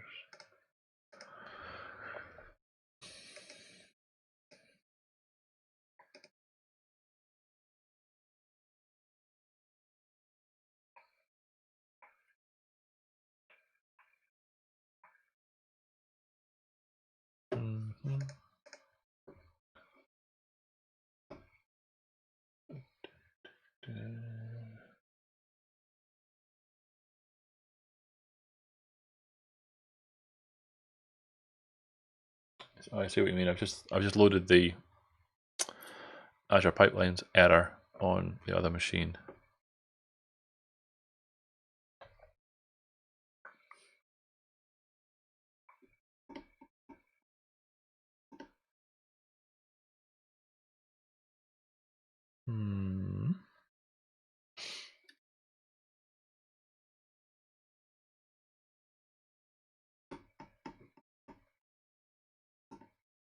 What I was going to say earlier is we're already doing a .NET Core publish, and that's what's getting published into the build artifacts folder. So my original thought was, shouldn't it just be whatever is in here is required? But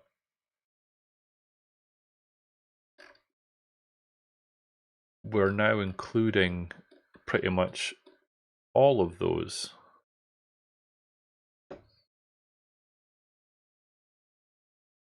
As in the global tool. I can try that. So I'm in my demos folder. I'm going to do a .NET tool restore.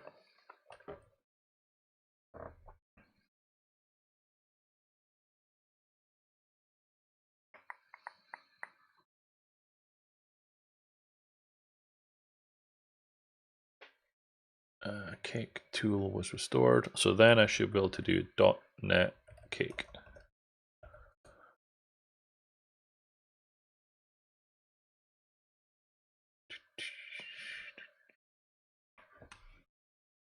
It's running.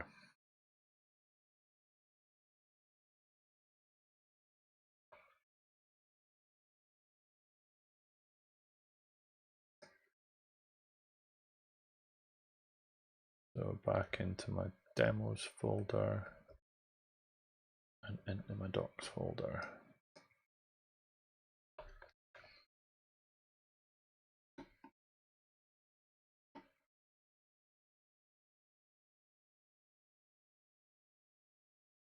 That seems to be doing more.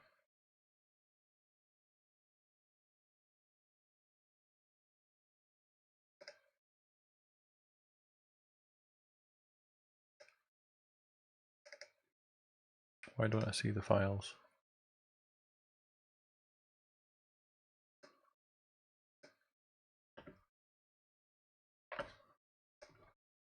I'm in the right place, haven't I?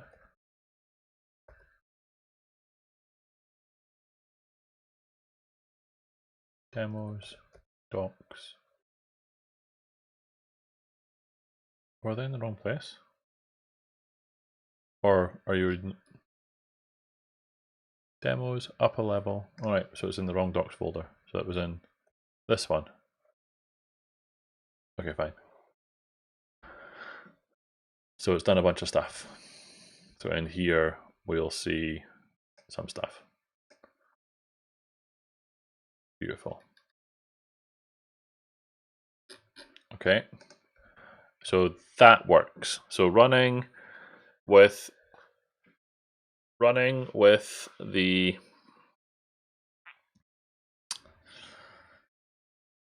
.NET Core, .NET Global tool of Cake, running with the packaged up version that includes all the system DLLs, works on Windows. But currently, when we do the same thing with just full fat .NET Framework version of Cake, Cake.exe, running with the same add-in, it doesn't work. So the question that I have is, how much do we care?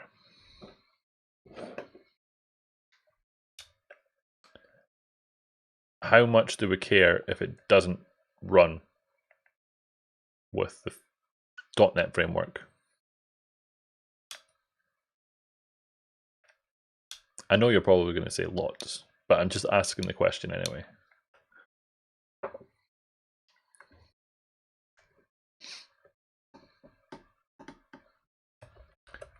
.NET versions.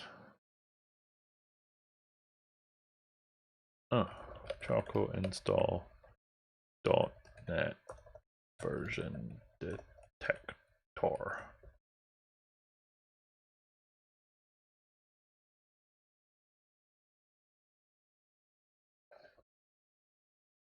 So I thought that's what you were going to say. I just wanted to check.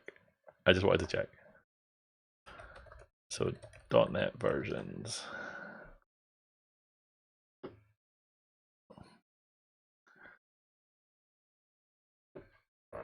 So I've got 4.8 installed on this machine.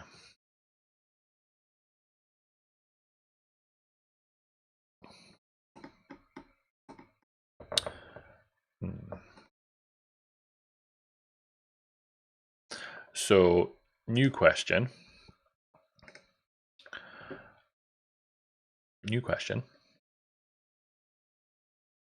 What about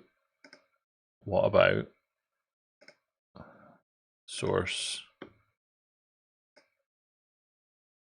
generic here?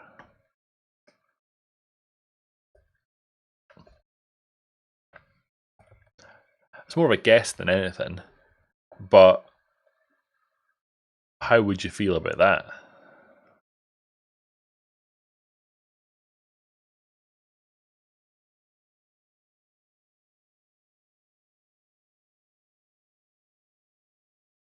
Okay, so let's try it.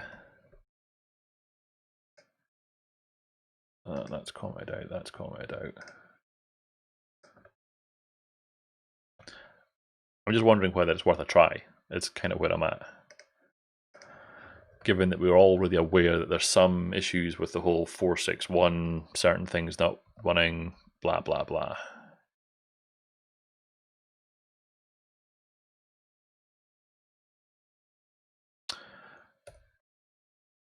So I think I can address some of that. Is that there was a suspicion that the way that the assembly loader works, there are known issues if it attempts to grab, if it's running under a .NET framework, then the way it loads the assemblies is there's known to be problematic, but by cross-compiling, it kind of forces it to down the path to get the right versions.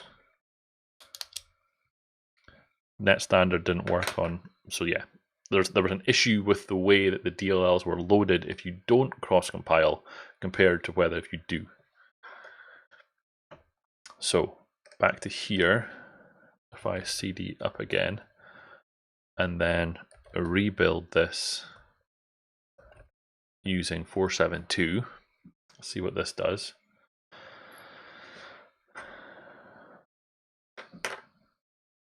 Oh, were you here? Andreas, are you here? Hold on. What's he saying on Twitter? There we go. Even though your facial love it.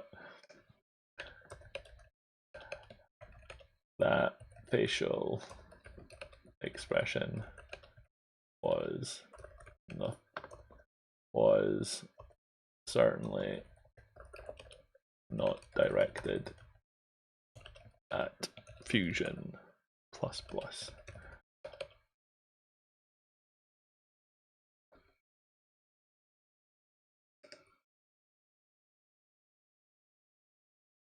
Oh, I see. I didn't see you in the chat, that's all. So Andreas, so I was saying earlier on the stream that I wasn't going to try and butcher your last name because it's got an umlaut in it and I don't know how to pronounce it. But I did mention that your first name is Andreas and you make amazing tools such as RepoZ and Fusion++. So we installed Fusion++ because we're running into an issue where an assembly isn't being loaded at the time of execution, and I figured that Fusion++ would be a tool which would allow us to see what was attempted to be loaded, but it didn't help in this instance. But it's nothing to do with, I don't think, with Fusion++, more to do with how things are being executed. So appreciate your work with both RepoZ, which again I now have in my tool down here, and Fusion++ as well.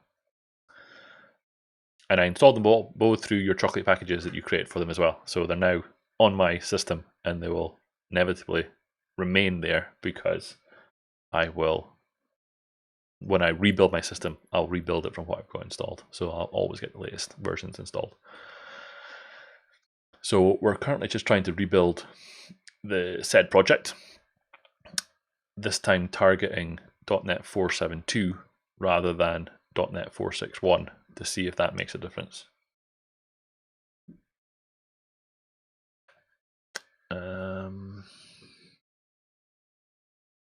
Are you still, because the other one I told Stevie about was, I don't have it on here, Octotree. If you don't have Octotree, you should install Octotree as well. Octotree is amazing. I just had a thought there that I had another one installed that I didn't tell you about, Stevie, but I thought you would like it. If it comes back to me, I'll tell you. So we'll have to wait for the, so here's our test now running on 472 rather than 461. So we'll have to wait for the unit test to pass to make sure that they work for this one. And then we'll be able to,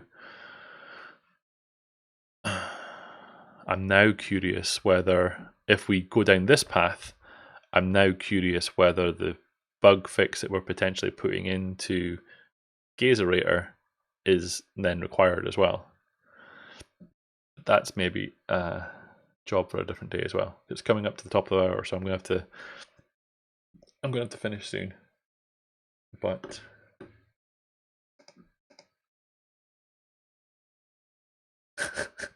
just looking at the photo that Andreas took.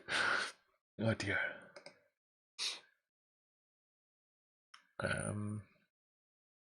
No, I can't remember the tool. I thought it might come back to me by Nice TV, but it's not. I'll have a think. Oh, no! I know what it was. Have you installed... Let me get a new instance of Visual Studio Code.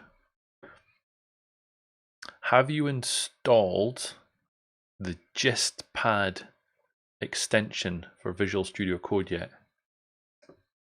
Have I maybe just got it here? Oh, I don't have it installed on this one. I'm gonna have to go in and get it installed while we're waiting for that build. Oh, you have? Ah, there we go. How did you find out about it? The thing's amazing. I'm going to install both of these. The thing that I'm now using it for, so one, it lets you see any gists that you've created and any gists that you starred and all that sort of stuff, and you can create new gists and all that sort of stuff. I think it's Twitter that I saw on as well.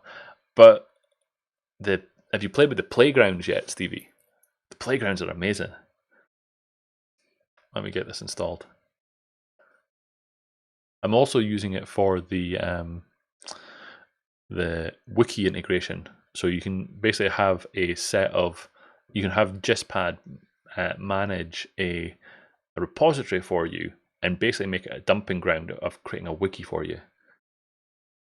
Oh, let me get it installed and I'll show you a playground in action while we're waiting for this build to run, because it's pretty cool. But yeah, everyone should go off and install GistPad.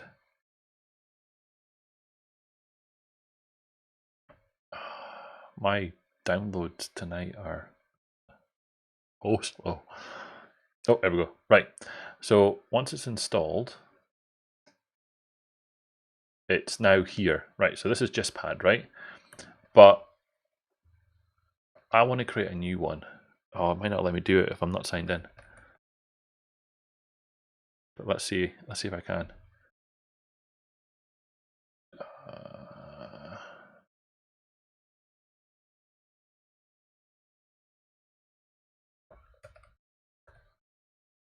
Help interactive play. It might not let me do it because I'm not signed in. Oh, maybe it will. New playground. Oh, here we go. Right. So if you wanted to play around with, so everyone in the chat room, this is Andreas, creator of RepoZ and Fusion++. Two great tools that you should definitely install if you haven't already. What I was going to show was this. I've been playing around with this GistPad extension. So it's similar to what you would get from, say, JS Fiddle. There's a couple of websites that do it for you, but this will create you an HTML file, a CSS file, and a JS file, and save them into a gist, and then you can then play with stuff on the other side. So in here you would put hello, and then you see the preview live. So if you're playing around with snippets of HTML, JavaScript, and CSS, and you want to play with it and see what it does, then it does it interactively within Visual Studio Code. But everything is also sent up to gist.github.com, so you can save them and then share them with folks. So there's examples here. So you go to someone, this is an example, a showcase one, where someone has open Gist as workspace. So I should be able to open this showcase one and it will show me everything running, and it's just pretty cool. So if you haven't got it already, it doesn't seem to have found it. But the idea is that you can share the playgrounds and share them with folks. It's a really cool extension. You should try it out. So that was the one I was going to tell people about. But yeah, thank you for joining the stream, Andreas, and thank you more so for the tools that you have. So like I say, the Fusion++ it wasn't that Fusion++ isn't great. It's just that there is something strange going on with the execution of Cake, with an add-in that Cake is trying to load, and then subsequently as dependencies that add-in is taking from a NuGet package that we've just created. And I didn't see an explicit error in Fusion++ for that situation. But like I say, I don't think it's anything to do with Fusion++. I think it's the convoluted architecture of what we're putting in place. So what I've just tried is I've changed from .NET 4.6.1 to .NET 4.7.2. I'm recompiling everything, and then I'm going to test it out to see if it's made any difference. So that build has now completed, or it's getting very close to being completed. So now within build artifacts, we should get a packages folder in just a second. And that packages folder will have everything, all the system DLLs. Doesn't have as many, but I guess that's maybe expected because we've now bumped to .NET 4.7.2. So if we go back into our demos folder and run, let's do one that we know was working. So there's no reason that this shouldn't still work. So let's run with the .NET Global Tool version of Cake and make sure that all of that's still working. And if it does, I will run again with the .NET framework version and see if that works. And if it doesn't, I'm going to bed. It's getting close to my bedtime. So what's wrong with this camera tonight? Keeps going in and out of focus.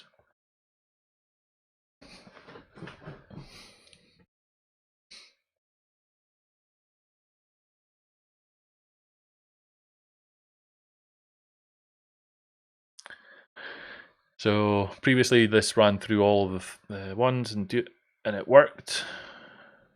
It is already? Ah, sugar, so it is. Dang it. So I was on holiday last week, so I was back to work today. So it's already been a long day because I was back at work. So yeah, I'm going to need to go to my bed soon. But I'm curious to see whether this fixes it. Okay, so that's done that.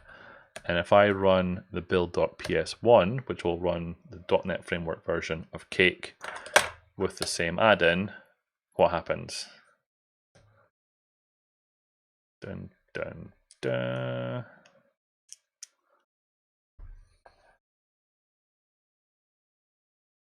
Running the build. Running inspect code.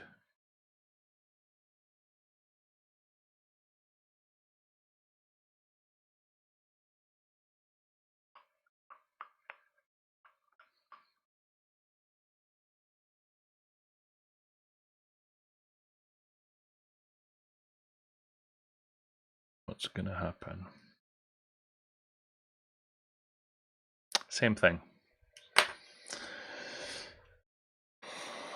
Okay, so that didn't help. Okay, I'm out of suggestions for just now. Yeah, I don't have any other suggestions because that DLL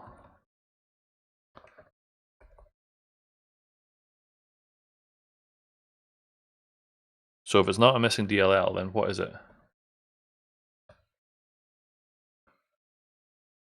It's a missing method. But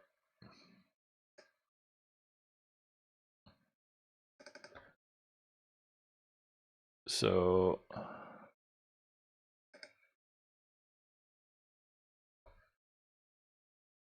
method not found.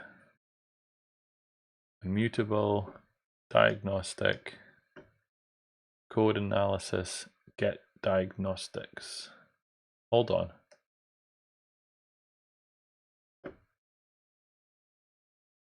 Method not found. Immutable array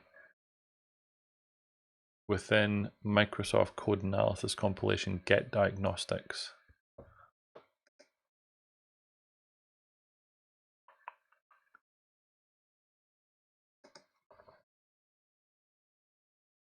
That's what I was showing here, Pascal.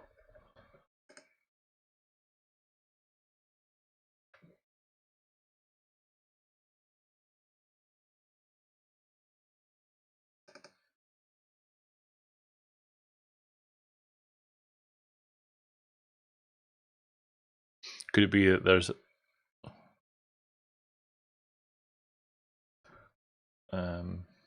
okay.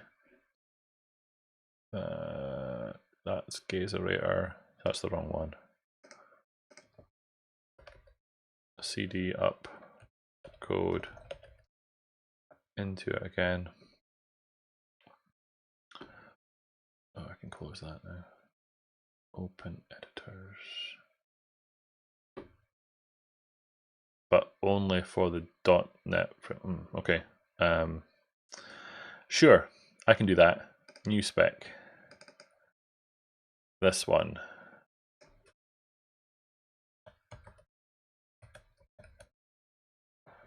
So that means I'm going to have to put in my targets. Net 472. Net core at 2.1. Net core app 3.1. Copy 2.1.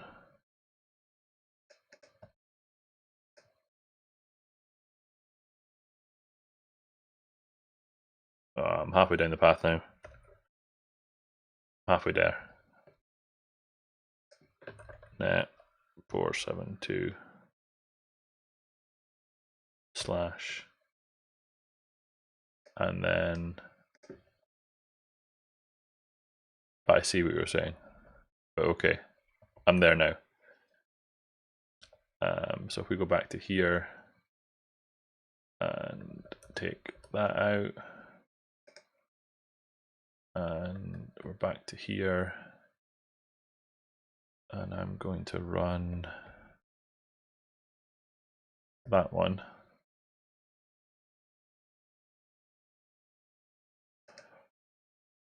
Okay.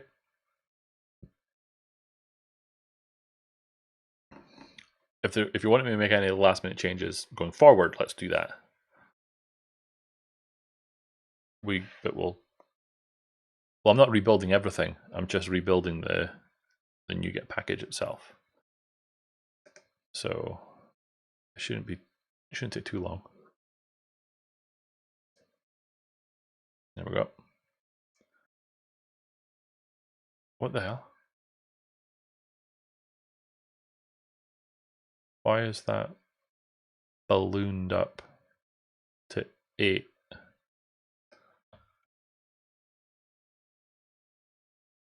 What did I do?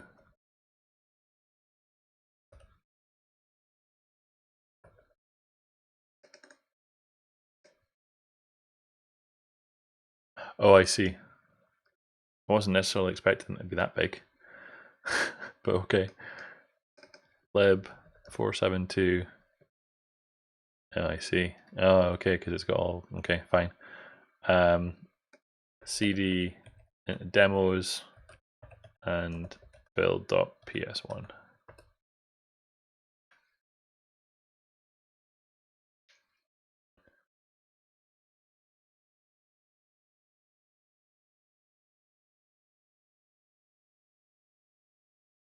Dun dun dun.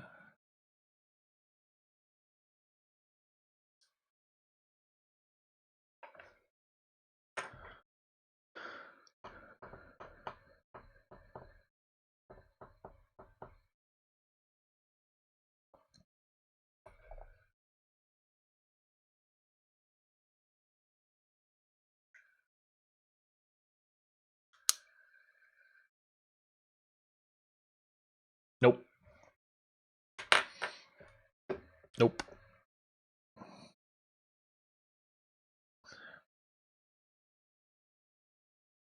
Although that Microsoft.code analysis, I'm assuming it would be in there. Okay, I'm going to grab a screenshot of this and then I'm gonna say we should probably finish off that thing. Okay, right. No more changes or suggestions. Let's send a PR up for this and then get it off my machine before I shut it down.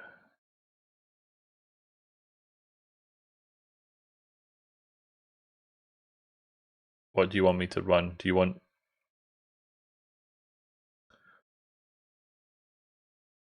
want verbosity diagnostic here, or what are you referring to there, Kim?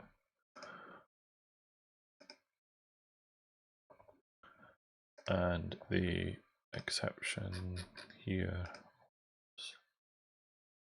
Well, I was going to create a PR for this, so I'm willing to do that while verbosity. Oh, is it an old? Verbosity equals diagnostic. Is that going to work? It is. Okay, so null reference exception 14. So let's do gh-14 handle null reference exception. Found out that there were additional null reference exceptions when testing under .NET framework. No, not when testing using .NET test.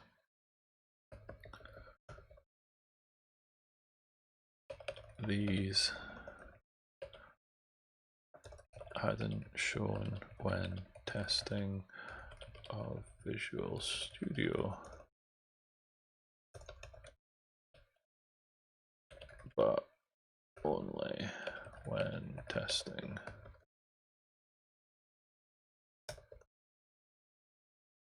from the command line. So, yep, thank you. Let's, yes. It's not what to do really, is it? Git checkout -b feature gh-14 from develop git push origin. Grab that because I never remember what it wants to be. That'll let me go to the Gazorator website and compare and pull request that fixes wrong button, fixes 14.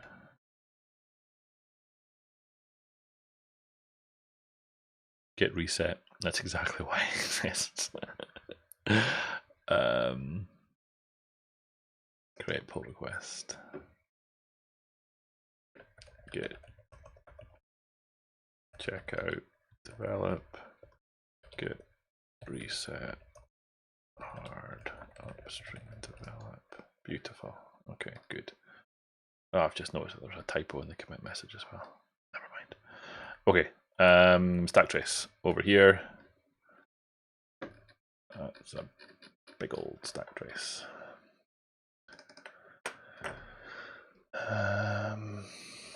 Missing method not found. Let's just grab some of it. Let's grab what we can see here. Blah, blah, blah, blah. Copy. And I'm going to send this into Slack. Into my random. Anyone got any ideas? Pasty, pasty, pasty. Beautiful. Okay.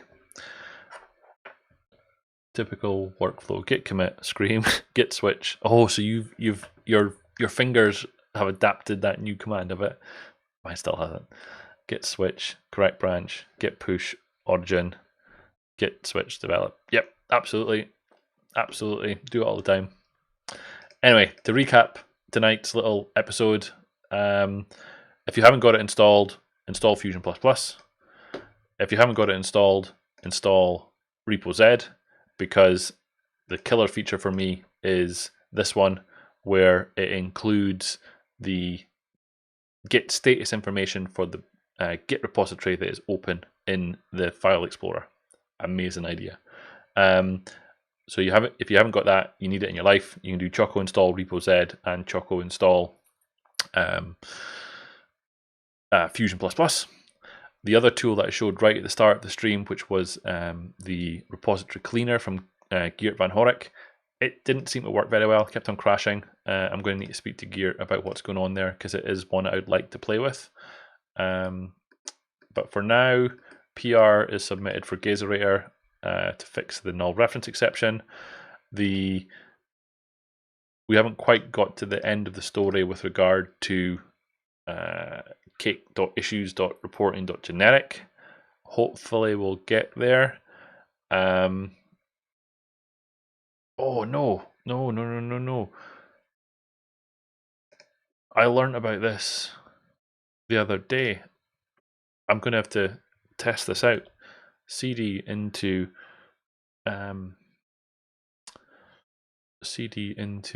C GitHub. You might, if this works, I think you'll like it. Cake-Contrib, Cake.Issues. Git checkout -h.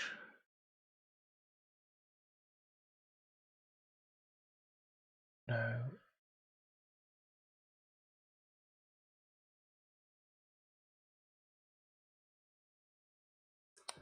git checkout --. No, there was someone, it was a gal. Let me find it. They had a shortcut for remembering the last branch name that was checked out. So by doing git checkout something, hmem copy, they were doing something clever where, was it switch? Is it not on checkout as well? If it is that, git switch dash.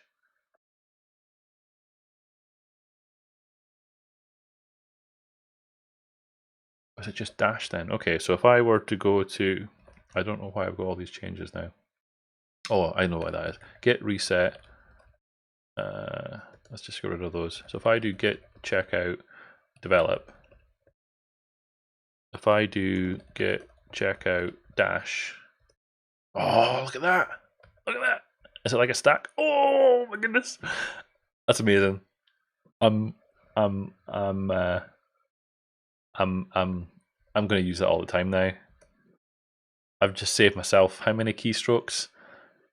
7, 12, 13. So I haven't played with that yet. I haven't played with the command line tool yet. I knew it was there, but I haven't played with it yet, Andreas. What I was going to ask, if you're still on, I didn't know you were still there, but if you are still there, what would it take to get the same nomenclature in the Finder window on my Mac? Is that possible, or is that just a no-go? Just because Apple. I could probably see why Apple would make it harder, but if it was at all possible, that would be amazing. Okay, so it's in the backlog. Glad to hear it. Because yeah, I've got it installed both on my Mac and on my Windows VM here. So I'll be keeping an eye out for that if you do get it. But anyway, it's getting a little bit late, and I've got a little bit of tidy up to do before I actually get to leave the garage. So Thank you all for attending tonight's stream. Pascal, I'll give you a shout through the week to see where we get to. If we are gonna just cut a Cake.Issues release and come back to this, it would be good. It would be good to get there. I think we're so close. But anyway, PR's welcome. No, I'm not a Mac developer. I literally would not know where to start. So I struggle enough on Windows. I was quite late today, but I really enjoyed it. Thanks for the mentions, by the way. Not a problem at all. Always happy to give shout outs to tools that are, let's just face it, that are pretty amazing. The amount of work that you've done in Fusion++ is, it's epic. So definitely happy to tout those things and let people know about them. So I do. I do. Yeah. I've said this before. I do these streams because I get the amount that I get back compared to what I actually put out. I think I get a little more out of the streams than anybody else does.